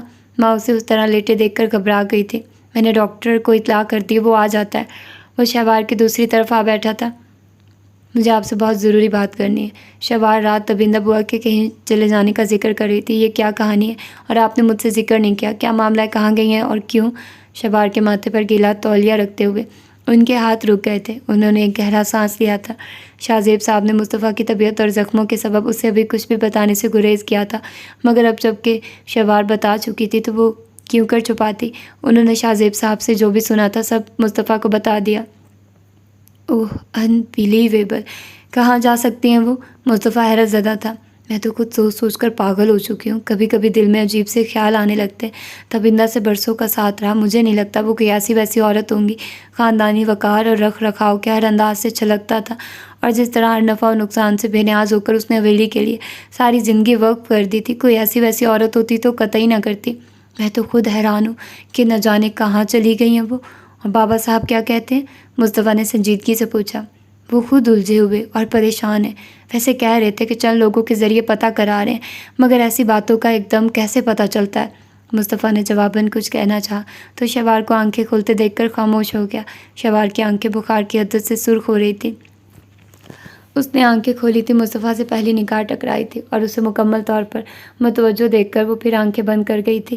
مصطفیٰ نے گہرا سانس لیا تھا۔ کچھ دیر بعد ڈاکٹر آ گیا تھا۔ چیک اپ کرانے کے بعد اس نے انجیکشن لگایا تھا، کچھ میڈیسن لکھ دی تھی جو ماں جی نے اسی وقت ڈرائیور کو بلوا کر لانے کو بھیج دی تھی۔ لائبہ بھابھی بھی آ گئی تو مصطفیٰ بھی کمرے سے نکل گیا تھا۔ ڈاکٹر چلا گیا تو کچھ دیر بعد مہرالنساء نے اسے توس زبردستی کھلایا تھا۔ رات بھی اس نے کھانا نہیں کھایا تھا۔ اس کے بعد ڈرائیور میڈیسن لے آیا۔ انہوں نے خود میڈیسن کھلائی تھی۔ بخار اور صدمے نے شوار کو بری طرح نڈھال کر دیا تھا۔ مصطفیٰ دوبارہ کمرے میں آیا تو ماں جی اور بھابھی کمرے سے جا چکی تھی اور شوار لیٹی ہوئی تھی، آنکھیں بند تھی، چہرے سے نقاہت اور کمزوری صاف بیاں تھی۔ میڈیسن لے کر وہ سو رہی تھی شاید۔ مصطفیٰ نے الماری سے اپنا ڈریس نکالا اور واش روم میں گھس گیا تھا۔ وہ خاموشی سے تیار ہوا اور اپنا لیپ ٹاپ لینے وہ بیڈ کی سائڈ ٹیبل کی طرف آیا تو ایک پل کو شوار کو دیکھ کر رک گیا تھا۔ آہستگی سے اس کے پاس بیٹھا تھا۔ رات وہ جس طرح شدت سے روئی تھی، مصطفیٰ کے اندر تمام تر ناراضی ختم ہو چکی تھی۔ مصطفیٰ نے اس کی پیشانی پر ہاتھ رکھا، ہلکے ہلکے پسینے کے قطرے تھے۔ بخار میں کمی ہو چکی تھی مگر ابھی بھی برقرار تھا، یقیناً میڈیسن کا اثر تھا۔ مصطفیٰ ایک دم مطمئن ہوا تھا۔ وہ کمرے سے نکلا تو ماں جی اسے دیکھ کر رکی، وہ بھی کمرے میں ہی آ رہی تھی۔ آفس جا رہے ہو؟ جی۔ احتیاط سے جانا، ڈرائیور چھوڑ آئے گا اور گارڈ کو ساتھ رکھنا۔ مصطفیٰ نے گہرا سانس لیا۔ شاہ زیب صاحب کی طرف سے یہ سخت ہدایات تھی کہ وہ خود ڈرائیو نہیں کرے گا اور گارڈ ساتھ ضرور ہوگا۔ آپ ٹینشن نہ لیں، انشاءاللہ اب کچھ نہیں ہوگا۔ ایک بار ہماری بے خبری میں ہم پر حملہ ہوا، یقیناً دشمن دوسری بار ایسی حرکت نہیں کرے گا۔ مسکرا کر کہا، اللہ اپنی امان میں رکھے، اتنا بڑا حادثہ میں تو ابھی تک اس سے ہی سنبھل نہیں پائی، دھیان سے رہنا۔ جی ضرور۔ مصطفیٰ مسکرا کر باہر نکل آیا تھا۔ بابا نے گارڈ کو گاڑی نکالنے کا کہا۔ وہ پہلے ہسپتال گیا، ڈاکٹر سے بازو اور کندھے کا ٹریٹمنٹ کرایا تھا۔ بازو بہتر تھا مگر کندھے کا زخم ٹھیک ہونے میں کچھ دن لگنے تھے۔ وہاں سے فارغ ہو کر وہ آفس آ گیا تھا۔ وہاں بہت سارے امور اس کی توجہ کے طالب تھے، وہ ان میں لگ گیا تھا۔ 12:30 بجے کچھ فرصت ملی تو گھر سے ساتھ لائے کچھ اہم کاغذات وہ دیکھنے لگا۔ تبھی کسی ضرورت کے تحت اس نے والیٹ کھولا تھا اور ایک پل وہ رکا تھا۔ تبندہ بوا سے اس نے ایک ID کارڈ لیا تھا جو اس نے اپنے والیٹ میں رکھ لیا تھا۔ گولیاں لگنے تک والیٹ اس کے پاس تھا، پھر اس کی تمام اشیاء شاہ زیب صاحب کے پاس چلی گئی تھی جو گھر واپسی پر مل گئی تھی۔ مصطفیٰ نے کارڈ دیکھا اور پھر کچھ پل سوچا۔ کارڈ واپس والیٹ میں رکھتے اس نے جلدی سے تمام کاغذات سمیٹ کر لاکر میں رکھتے گھنٹی بجائی تھی۔ کانسٹیبل فوراً چلا آیا تھا، ڈرائیور کو گاڑی ریڈی کرنے کو کہا۔ کوئی پوچھے تو کہنا صاحب ضروری کام سے گئے۔ کانسٹیبل سلام کر کے چلا گیا تھا۔ مصطفیٰ نے چند جگہوں پر 1-2 ضروری کالز کی اور پھر گاڑی میں آ بیٹھا تھا۔ ڈرائیور کو ایڈریس سمجھا کر وہ خاموشی سے اٹھ کے بیٹھ گیا تھا۔ اگلی سیٹ پر گارڈ بھی موجود تھا۔ تقریباً 1.5 گھنٹے کی مسافت کے بعد گاڑی مصطفیٰ کی مطلوبہ ایڈریس پر جا رکی تھی۔ مصطفیٰ نے بغور علاقے کو دیکھا۔ علاقہ جدید اور ایڈوانس رہائش گھروں پر مشتمل تھا۔ ان کو مطلوبہ مکان پر پہنچنے میں کچھ وقت لگا تھا مگر جیسے ہی ID کارڈ پر لکھے ایڈریس کے سامنے گاڑی رکی تو مصطفیٰ گاڑی سے باہر نکل آیا۔ گارڈ کو باہر نکلنے سے منع کر دیا تھا۔ گھر کے گیٹ پر بیل دی تھی۔ کچھ دیر بعد ایک خوش پوش ضعیف عمر کا شخص برآمد ہوا تھا۔ جی فرمائیے۔ بوڑھے نے سر سے پاؤں تک مصطفیٰ اور پھر کچھ فاصلے پر کھڑی گاڑی کو دیکھا تھا۔ سکندر احمد ول سبحان احمد کا گھر یہی ہے؟ اس نے مصافحہ کرنے کے بعد براہ راست پوچھا تھا۔ نہیں، بزرگ نے سنجیدگی سے بتایا۔ تو پھر یہ کس کا گھر ہے؟ مصطفیٰ نے نیم پلیٹ کو دیکھا جہاں فیاض لکھا ہوا تھا۔ یہ تو ہمارا گھر ہے، فیاض میرے بیٹے کا نام ہے۔ آپ کب سے یہاں ہیں؟ مصطفیٰ نے مزید پوچھا۔ آپ کیوں پوچھ رہے ہیں؟ مصطفیٰ ہلکا سا مسکرایا۔ مجھے سکندر احمد ول سبحان احمد سے ملنا ہے، یہ ان کا ID کارڈ ہے اور یہ ان کا ایڈریس۔ ان سے ایک کام تھا سو اسی لیے حاضر ہوا تھا۔ سکندر صاحب تو کب کے وفات پا چکے تھے، وہ جانتا تھا مگر یوں ہی بوڑھے کو ٹالنے کو اس نے کہہ دیا اور کارڈ بھی دکھایا۔ دیکھیے، ہم نے 2 سال پہلے یہ گھر کرائے پر لیا تھا، ہمیں نہیں پتہ اس سے پہلے یہاں کون لوگ رہائش پذیر تھے۔ بزرگ نے کہا تو مصطفیٰ چونکا۔ ہو سکتا ہے مالک مکان کا نام سکندر وغیرہ ہو۔ نہیں، ان کا نام تو کچھ اور ہے۔ اصل میں وہ لوگ پاکستان میں نہیں رہتے، یہ گھر ان کے کچھ رشتہ داروں کی ذمہ داری میں ہے، انہی کے توسط سے ہم یہاں پر رینٹ پر آئے تھے۔ بزرگ نے تفصیلاً بتایا۔ جی بہتر ہے، کیا مجھے ان رشتہ داروں یا مکان مالکان کا کانٹیکٹ نمبر مل سکتا ہے؟ مجھے زبانی تو یاد نہیں، مگر اندر کسی سے پوچھ کر بتاتا ہوں، بزرگ کہہ کر واپس اندر چلے گئے تو مصطفیٰ خاموشی سے وہاں کھڑا رہا۔ ماضی سے سکندر صاحب کے بارے میں جان کر اور تمام تفصیل سننے کے بعد اس نے فیصلہ کیا تھا کہ وہ اب خود اس سارے مسئلے تک پہنچنے کی کوشش کرے گا۔ شوار ایک عرصے سے اپنی شناخت اور نہ جانے کیا کیا کہتی رہی تھی، مگر ہمیشہ سے اس کے لیے ان باتوں کی کوئی اہمیت نہ تھی۔ مگر رات جس طرح تبندہ بی کے بارے میں انکشاف سنا تھا اور اس سے بڑھ کر شوار کی وہ حالت، مصطفیٰ نے ایک دم فیصلہ کیا تھا کہ وہ اب خود اس سارے مسئلے کو حل کرنے کی کوشش کرے گا۔ تبندہ بوا کے اس طرح منظر سے غائب ہو جانے پر اب مصطفیٰ کو لگ رہا تھا کہ جیسے یہاں کوئی چیز مس ہے۔ وہ صرف اس گمان میں یہاں تک آیا تھا کہ شاید تبندہ بوا یہاں آئی ہوں۔ بزرگ اندر سے واپس آ گئے تھے۔ انہوں نے ایک چٹ مصطفیٰ کی طرف بڑھائی تھی۔ مالکان کا تو ہمیں نہیں پتہ، لیکن جن کی ذمہ داری پر یہ گھر ہے ان کا یہ ایڈریس ہے، ہر ماہ کرایہ لینے آتے ہیں۔ مصطفیٰ نے چٹ تھام لی تھی۔ شکریہ، بہت بہت۔ ایک اور سوال پوچھوں گا؟ مصطفیٰ نے کہا تو بزرگ نے سوالیہ دیکھا۔ یہاں چند دن پہلے تبندہ نامی کوئی خاتون آئی تھی؟ تبندہ؟ بزرگ نے سوچنے کی کوشش کی تھی اور پھر نفی میں سر ہلا دیا تھا۔ نہیں، یہاں اس نام کی کوئی خاتون نہیں آئی۔ مصطفیٰ نے سر ہلایا اور مسکرا کر ایک بار پھر بزرگوار کا شکریہ ادا کرتے وہ واپس گاڑی میں آ بیٹھا تھا۔ وہ آفس میں تھے، اپنے کیبن میں بیٹھی کوئی فائل دیکھ رہی تھی جب وہاں ماموں کے ساتھ بھابھی کو آتے دیکھ کر حیران ہوئی تھی۔ آپ دونوں ادھر؟ آفس بوائے ان کو اس تک پہنچا کر پلٹ گیا تھا۔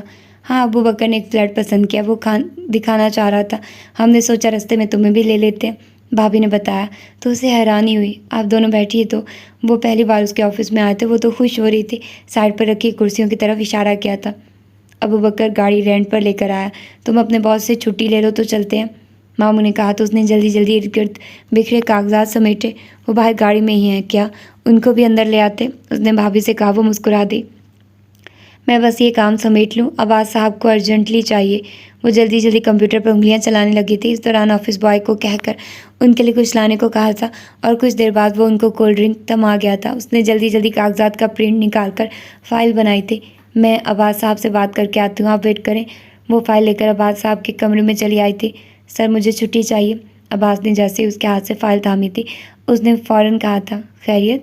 فائل ٹیبل پر رکھتے عباس نے پوچھا۔ جی بس ایک ضروری کام ہے، کہیں جانا تھا، اس نے کچھ جھجکتے ہوئے کہا۔ لیکن یہ فائل تو بہت ضروری تھی، آج ہی تمام جگہوں پر اس کی ایک ایک کاپیز ارسال کرنی ہے، عباس نے سنجیدگی سے کہا۔ بٹ سر، مجھے انفارم کیے بغیر ماموں اور بھابھی لینے آ گئے، اتنا لمبا چوڑا کام نہیں ہے، میں واپسی پر آ کر لوں گی، مجھے بس تھوڑی دیر کے لیے جانا ہے، اس نے کہا تو عباس نے فائل سے سر اٹھا کر اسے دیکھا اور نہ جانے کیوں مصطفیٰ کی بارات والے دن واپسی پر وہ نگاہ بہت خاص لگی تھی اور تب سے بالکل اچانک نگاہ بھٹکنے لگی تھی۔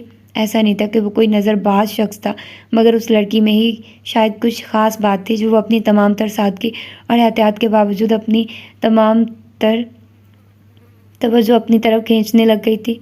اوکے مس ہادیہ کو بھیج دیں، میں ان کو بریف کر دوں گا، وہ کور کر لیں گی، آپ ریلیکس ہو کر جائیے، آپ اپنا کام نپٹا کر آرام و سکون سے گھر جا سکتی ہیں، مس ہادیہ کر لیں گی، عباس نے مسکرا کر کہا تو وہ ایک دم خوش ہو گئی تھی۔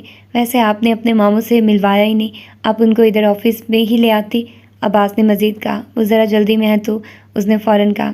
آپ کے ہاں ان سے ملاقات ہوئی تھی، بہت ہی نائس انسان ہے، مجھے تو ان کی بات چیت اور رکھ رکھاؤ نے بہت متاثر کیا تھا۔ سر، عباس کے منہ سے ماموں کی تعریف سن کر وہ ایک دم خوش ہوئی تھی۔ اگر آپ ملنا چاہتے ہیں تو میں ان کو یہیں بلوا لیتی ہوں، اس نے فوراً کہا۔ نہیں، میں بابا کے کمرے میں جا رہا ہوں، ان سے بھی ملتا ہوں، ویسے بھی وہ ہمارے بزرگ ہیں اور اچھا نہیں لگتا کہ وہ خود چل کر یہاں آ کر مجھ سے ملے، بھلے میں آپ کا باس ہوں، عباس مسکرا کر کہتا اپنی سیٹ سے کھڑا ہو گیا تھا۔ اس نے اس کی فائل بھی اٹھا لی تھی۔ اور وہ ہادیہ سے بات وہ میں خود کہہ دوں گا۔ وہ ایک دم ریلیکس ہوئی تھی۔ وہ سر عباس کے ہمراہ روم سے نکلی تھی۔ سر، آپ کے بھائی اب ٹھیک ہیں؟ یوں ہی چلتے چلتے اس نے پوچھا تو عباس نے سر ہلا دیا تھا۔ وہ عباس کے ہمراہ اپنے کیبن کی طرف آئی تھی۔ ماموں اور بھابھی سر عباس کو دیکھ کر احتراماً کھڑے ہو گئے تھے۔ السلام علیکم، کیسے ہیں آپ؟ ماموں سے ہاتھ ملاتے عباس نے گرم جوشی سے پوچھا۔ وعلیکم السلام، اللہ کا کرم ہے، آپ کیسے ہیں بیٹا؟ رابعہ سے آپ کے بھائی کے حادثے کا سنا تھا، وہ اب ٹھیک ہے؟ جواباً ماموں نے بھی خلوص سے پوچھا۔ جی الحمدللہ، مصطفیٰ بہت بہتر ہے، اب تو آفس بھی جا رہا ہے، آئیے آپ کو بابا جان سے بھی ملواتا ہوں، بھابھی کو سلام کرتے وہ ماموں سے کہہ رہا تھا۔ نہیں بیٹا، اس وقت کچھ ضروری کام سے جانا ہے، انشاءاللہ پھر ضرور ملاقات کا شرف حاصل کروں گا، ماموں نے کہا۔ ویسے بھی رابعہ بیٹی شاہ زیب صاحب کی بہت تعریف کرتی ہیں، عباس نے مسکرا کر دیکھا۔ یعنی سے بابا کی تعریفیں کی جاتی ہیں، ہمارا کہیں کوئی ذکر نہیں ہوتا، انداز پر مزہ تھا، ماموں مسکرا دیے۔ چلیں پھر بیٹا، جی پھر ملاقات ہوگی، چلتے ہیں۔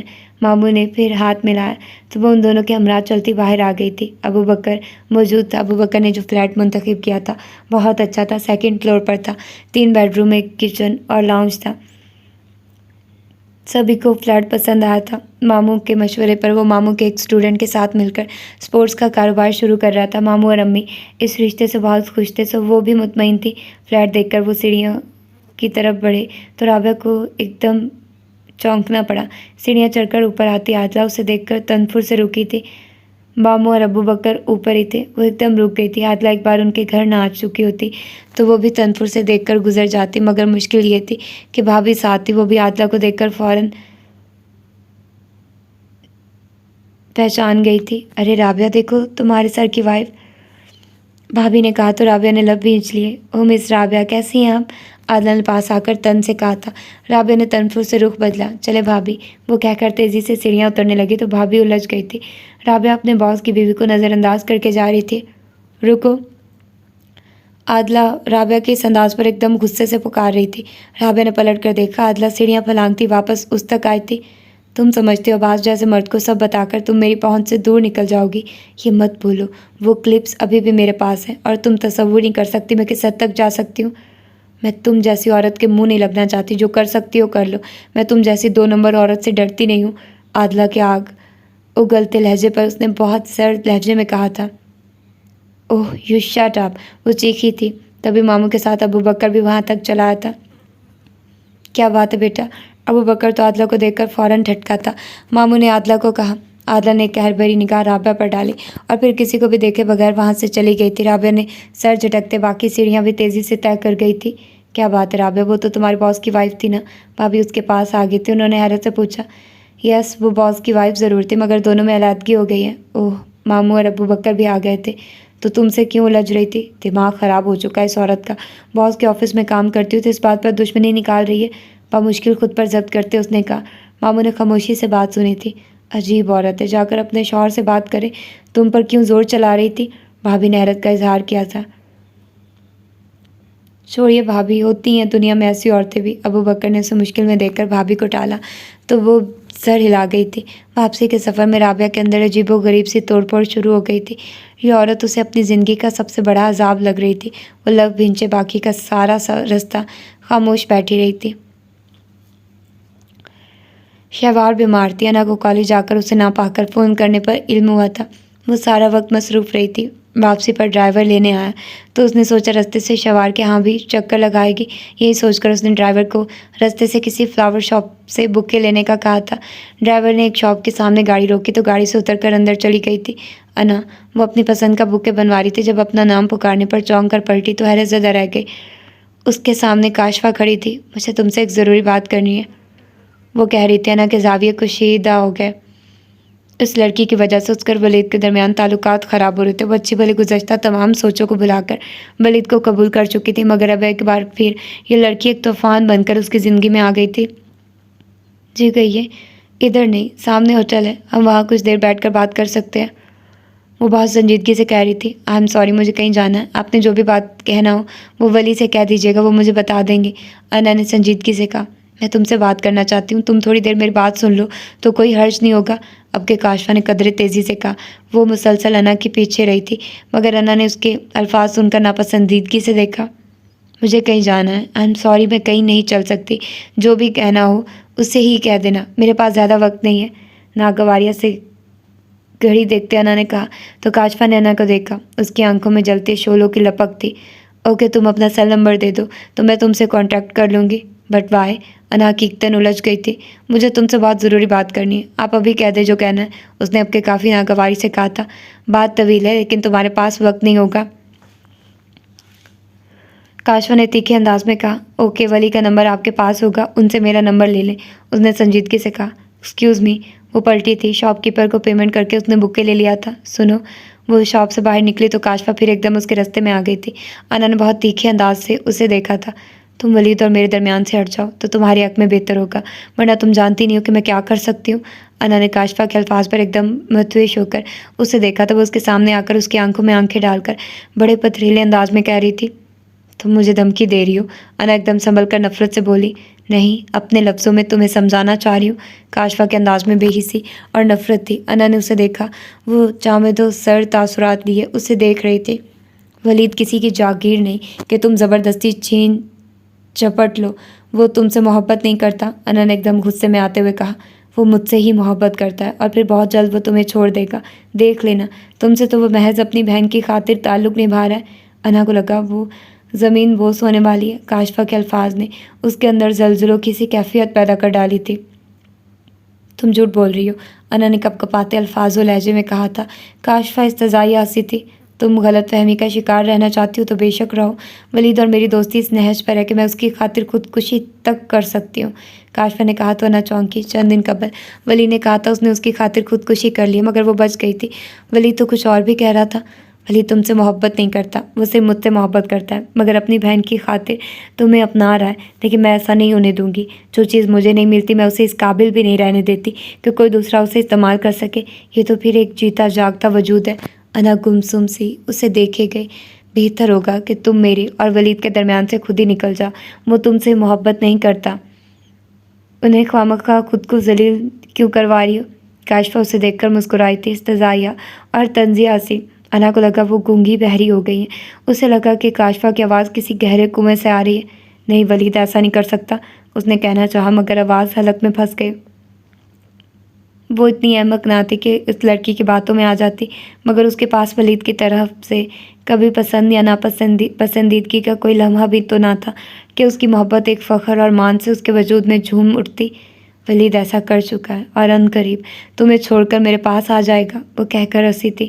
میرا خیال ہے تم میری باتوں کو اچھی طرح سوچو گی، اور ہاں، میری باتوں کی تصدیق ولید سے بھی کر سکتی ہو، وہ کہہ کر وہاں سے چلی گئی تھی۔ انا کو لگا وہ پتھر کا بت بن گئی ہو۔ وہ بڑے لرزتے کامتے قدموں سے گاڑی میں آ کر بیٹھی تھی۔ انا بی بی اب کدھر جانا ہے؟ ڈرائیور پوچھ رہا تھا۔ وہ چونکی تھی۔ گھر چلو، اس نے آہستگی سے کہا۔ مگر آپ تو اپنی دوست کے گھر جانے کا کہہ رہی تھی۔ کہا نا گھر چلو، اس نے تلخی سے کہا تو ڈرائیور نے ایک دم سر ہلا کر گاڑی کا رخ موڑ لیا تھا۔ وہ آج بہت دن بعد ایاز سے ملنے آئے تھے۔ ایاز ٹی وی دیکھ رہا تھا۔ وہ ان کو دیکھ کر ایک دم خفا ہوا۔ ڈیڈ کہاں عذاب میں پھنسا دیا آپ نے مجھے، میں فیڈ اپ ہو چکا ہوں اس سارے سلسلے میں، اب میں یہاں چھپ کر نہیں بیٹھ سکتا، پلیز مجھے یہاں سے باہر نکلوائیے۔ میں نے تمہارے پیپر تیار کرا دیا ہے، پاسپورٹ بھی نیا بنوا دیا ہے، جیسے ہی سیٹ کنفرم ہوتی ہے تو میں بتا دوں گا۔ تمہاری شناخت یہاں تک کہ ہر چیز بدل دی گئی ہے، بہت کیئرفل ہو کر تمہیں رہنا پڑے گا، میں نہیں چاہتا ان وقت پر کوئی گڑبڑ ہو۔ ڈیڈ کے الفاظ پر وہ ایک دم پرسکون ہوا تھا۔ اوہ، گھر میں سب کیسے ہیں؟ موم، کاشی اور عادلہ سب ٹھیک ہے؟ عادلہ کا کچھ پتہ چلا؟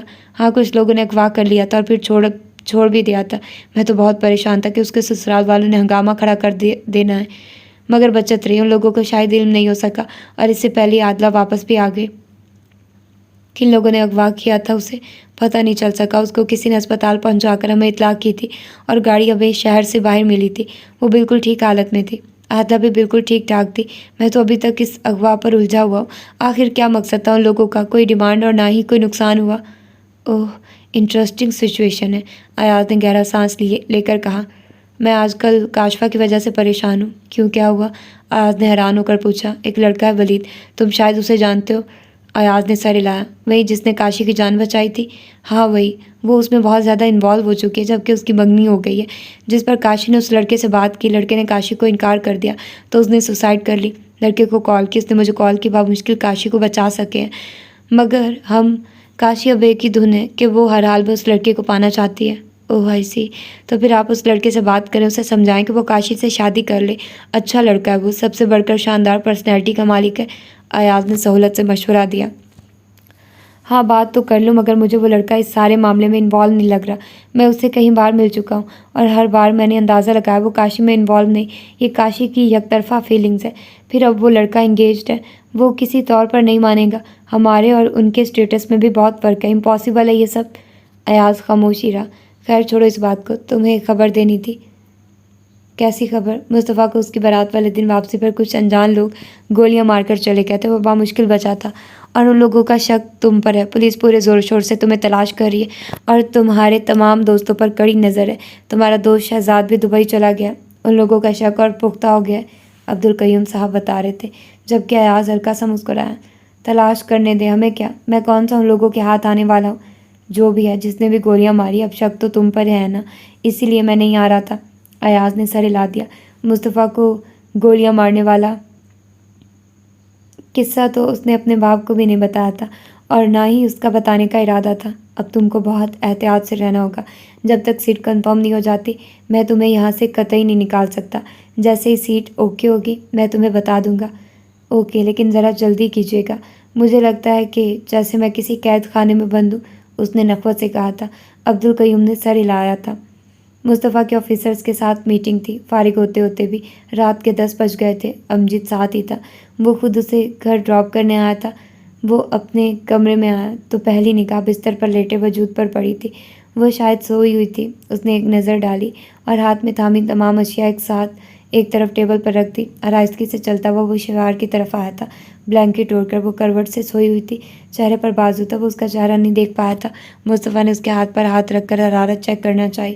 ٹمپریچر نارمل ہی تھا۔ وہ قدرے ریلیکس ہوا تھا۔ اس کے پاس سے ہٹ کر وہ الماری سے اپنا لباس لے کر باتھ روم میں گھس گیا تھا۔ ابھی وہ چینج اور فریش ہو کر باہر نکلا ہی تھا کہ ماجی دستک دے کر وہاں چلی آئی تھی۔ بڑا لیٹ آئے ہو تم۔ وہ آئینے کے سامنے کھڑا بال بنا رہا تھا تو مسکرا کر پلٹا۔ بس ایمرجنسی آفیسر سے میٹنگ تھی۔ کھانا یہیں کھاؤ گے یا باہر؟ باقی سبھی کھانا کھا چکے تھے، سو انہوں نے پوچھا تھا۔ یہی منگوا دے، ماجی کو جواب دے کر پھر شہوار کی طرف دیکھا۔ شہوار کی طبیعت اب کیسی ہے؟ بہتر ہے، اصل میں صدمے سے نڈھال ہے۔ تبندہ سے بہت محبت کرتی ہے، اتنا بڑا ذہنی صدمہ ہے، اب آہستہ آہستہ ہی سنبھلے گی۔ انہوں نے دکھ سے کہا۔ ڈاکٹر نے دوبارہ چیک کیا تھا کیا؟ ہاں، شام میں چیک کر کے گیا تھا، کھانا اور میڈیسن کھلائی تھی، ابھی کچھ دیر پہلے سوئی ہے۔ ماجی کی بات پر مصطفیٰ نے سر ہلا دیا تھا۔ ماجی کھانے کا کہنے باہر نکل گئی تھی۔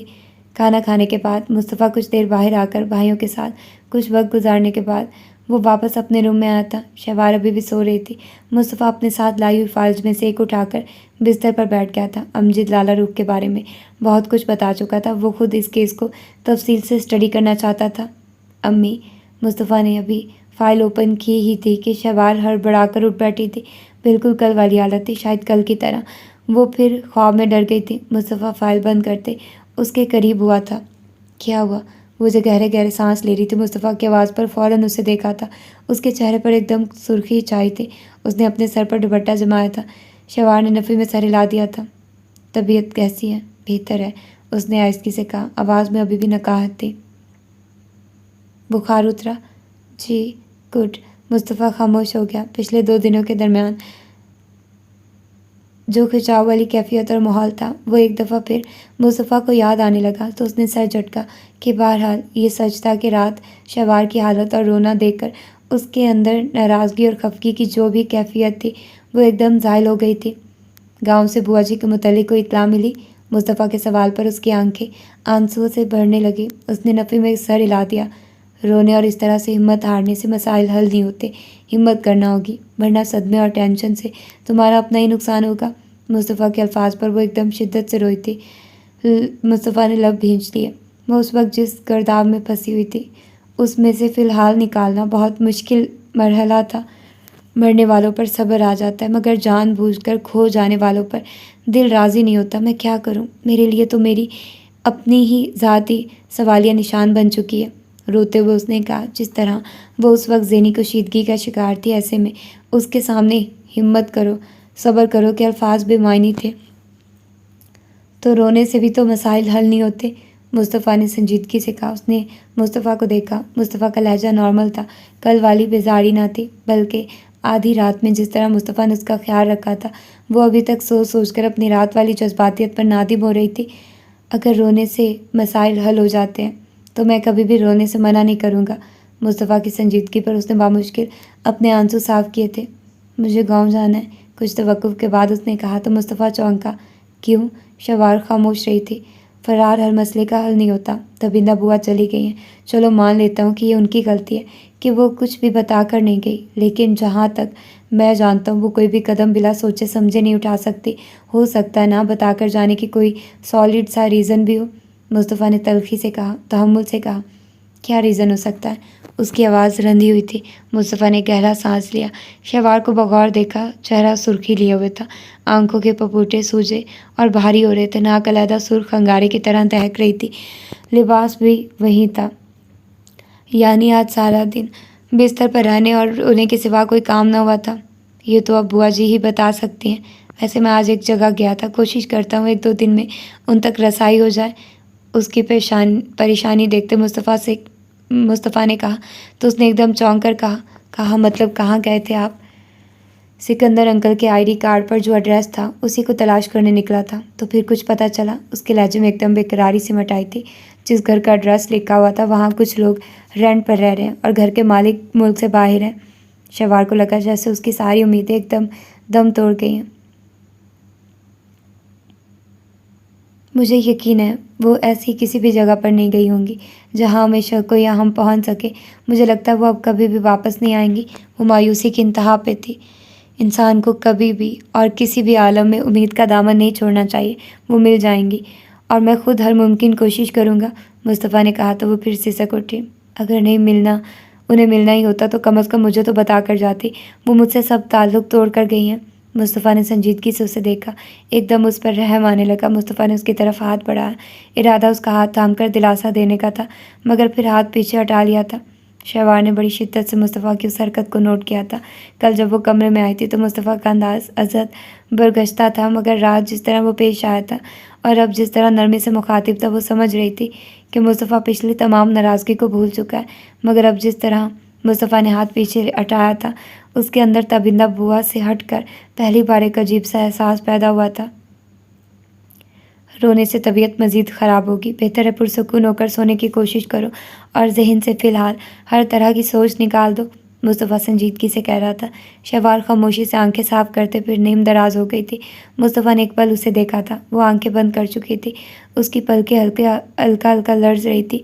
مصطفیٰ نے دوبارہ فائل کھولی، مگر پھر لگا جیسے موڈ بدل گیا۔ اس نے آہستگی سے اٹھ کر فائلز الماری میں رکھی اور لائٹ آف کرتے بستر پر آ گیا تھا۔ مصطفیٰ آفس میں تھا جب ولید اس سے ملنے آیا تھا۔ ولی نے مصطفیٰ کو اپنے ہاں انوائٹ کیا تو وہ الجھا۔ اتنی جلدی بھی کیا ہے؟ ابھی تو آفس کے علاوہ اور کہیں جانے کا وقت ہی نہیں مل پا رہا۔ عائشہ کی بھی کالز آئی تھی۔ چند دن رک جاؤ پھر انوائٹ کر لینا، مصطفیٰ نے کہا۔ بابا نے بطور خاص تمہیں انوائٹ کرنے بھیجا ہے، بلکہ وہ کہہ رہے تھے کہ رات تم لوگ ڈنر پر آ جاؤ۔ اگر انکار کرتے ہو تو میں بابا سے بات کرا دیتا ہوں، وہ خود ہی تم کو ہینڈل کر لیں گے، ولید نے کہہ کر کال ملا کر مصطفیٰ کو سیل تھما دیا تھا۔ مصطفیٰ پہلے تو ٹالتا رہا، مگر پھر ایک دم مانتے ہی بنی۔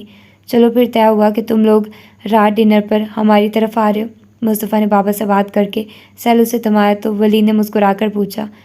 ہاں انکل کو انکار نہیں کر سکتا، انکل آنٹی اور باقی سب لوگ بھی انوائٹیڈ ہے، سبھی کو لے کر آنا ہے، اوکے؟ ولید جانے کے لیے کھڑا ہو گیا۔ اوکے کوشش کروں گا، بیٹھو چائے پی کر جانا۔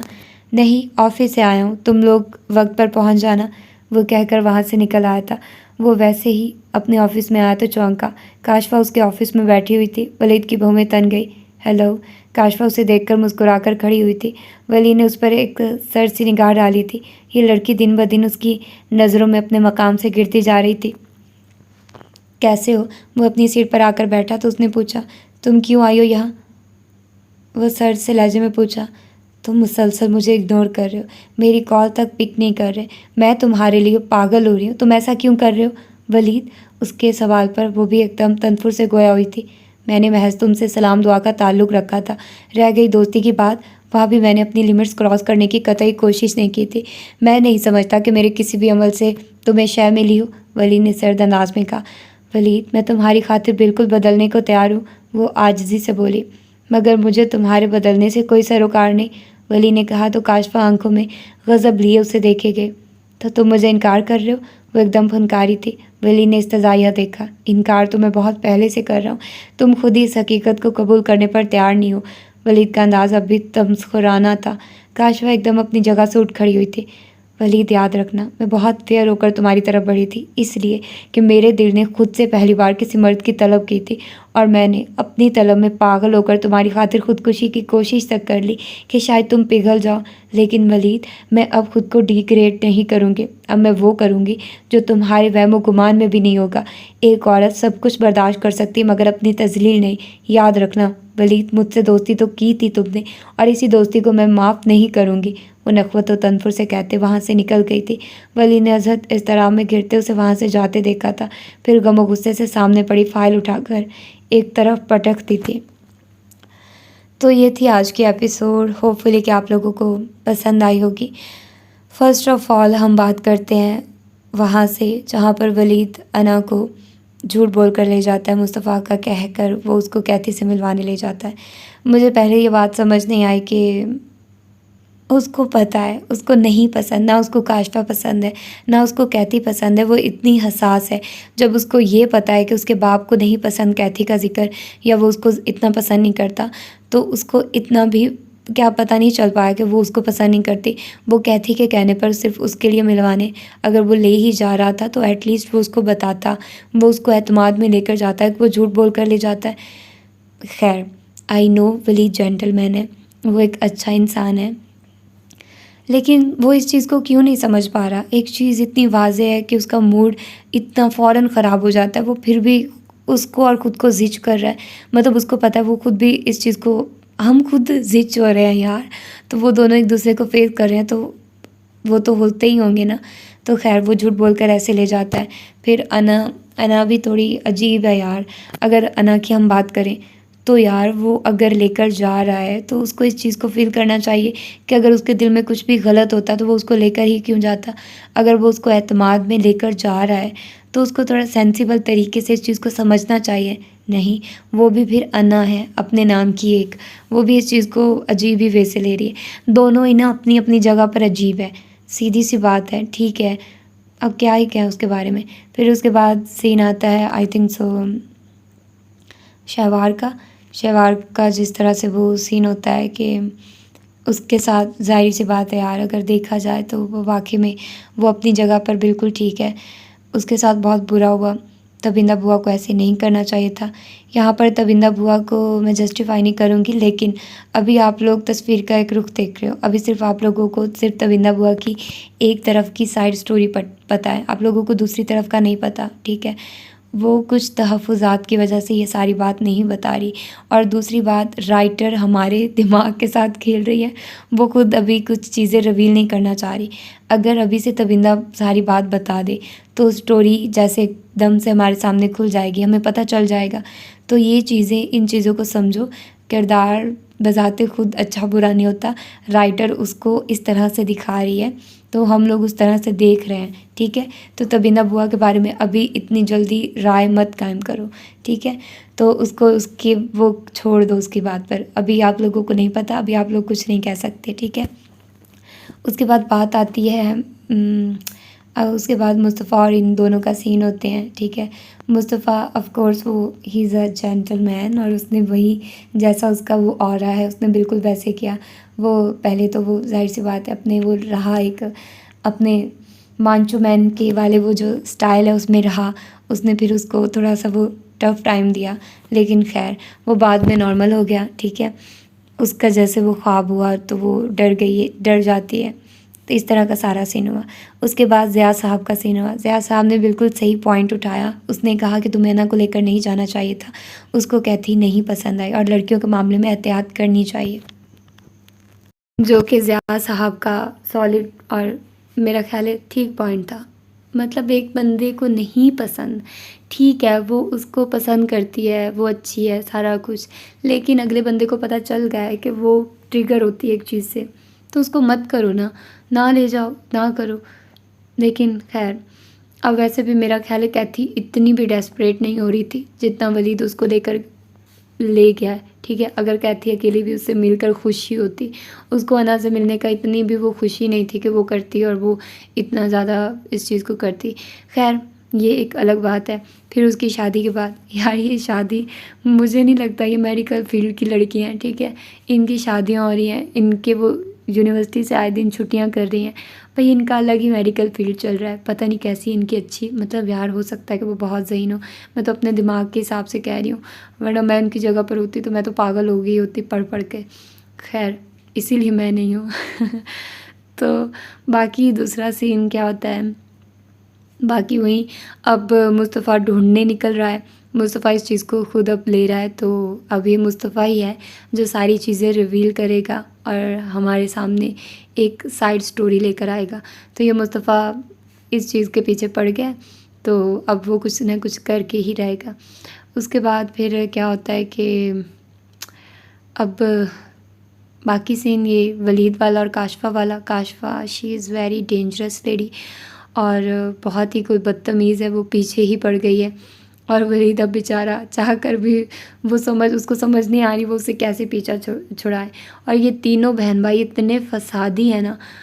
عادلہ رابعہ کو تنگ کر رہی ہے اور کاشفہ ولید کو تنگ کر رہی ہے اور ایاز اس کے پیچھے پڑا ہوا ہے. ٹھیک ہے، تو یہ اب آپ لوگوں کو سٹوری پتہ چلے گی.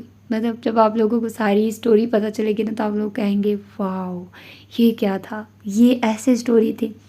تو خیر ٹوٹا ہوا تارا یہ بھی یاد رکھیے گا.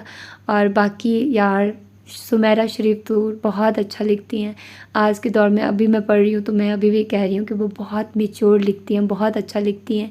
اور اگر نیو رائٹرز آ رہی ہیں تو ان کو دیکھنا چاہیے، اس طرح کے رائٹرز کو پڑھنا چاہیے، ان کے سٹائلز کو کاپی کرنا چاہیے. کاپی ان دا سینس یار آپ پوری طرح سے کاپی نہیں کرتے ہو، لیکن اگر آپ آف کورس آپ کسی نہ کسی سے انسپائرڈ ہوتے ہو، کوئی نہ کوئی رائٹر آپ کی انسپریشن ہوتی ہیں.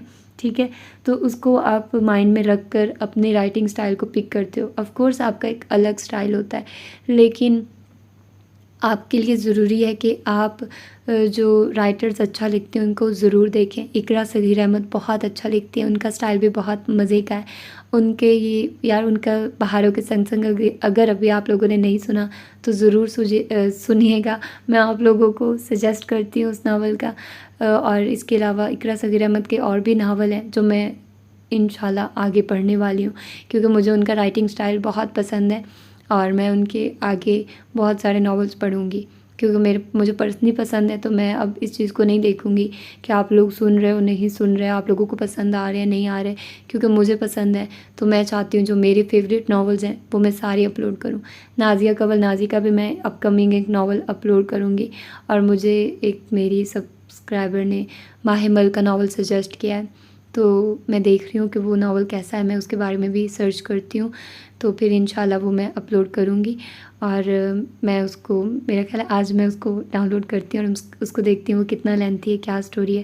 مجھے اس نے بتایا کہ اس کی سٹوری ہے حالم جیسی، مطلب اس کو بھی کسی نے بتایا کہ حالم جیسی ہے. تو اس کے لیے ہم دیکھیں گے اگر وہ کسی پلیٹ فارم پر یا کسی کیا کہتے ہیں کہ اگر کہیں اس کے ریویوز ہوئے تو ہم وہ بھی دیکھیں گے کہ اس ناول کے بارے میں ریویوز کیسے ہیں. ٹھیک ہے، اب ہم جو بھی ناول سٹارٹ کریں گے سب سے پہلے اس کی پہلی ایپیسوڈ میں ہم ریویوز دیکھیں گے ڈفرینٹ لوگوں کے اور پڑھیں گے کہ وہ ناول کس طرح کا ہے اور کیسا ہے. دین ہم اس ناول کو سٹارٹ کیا کریں گے. ٹھیک ہے، تو آپ لوگ اپنا ڈھیر سارا خیال رکھیے گا، مجھے دعاؤں میں یاد رکھیے گا. ملتے ہیں اس کی اگلی ایپیسوڈ میں. اللہ حافظ.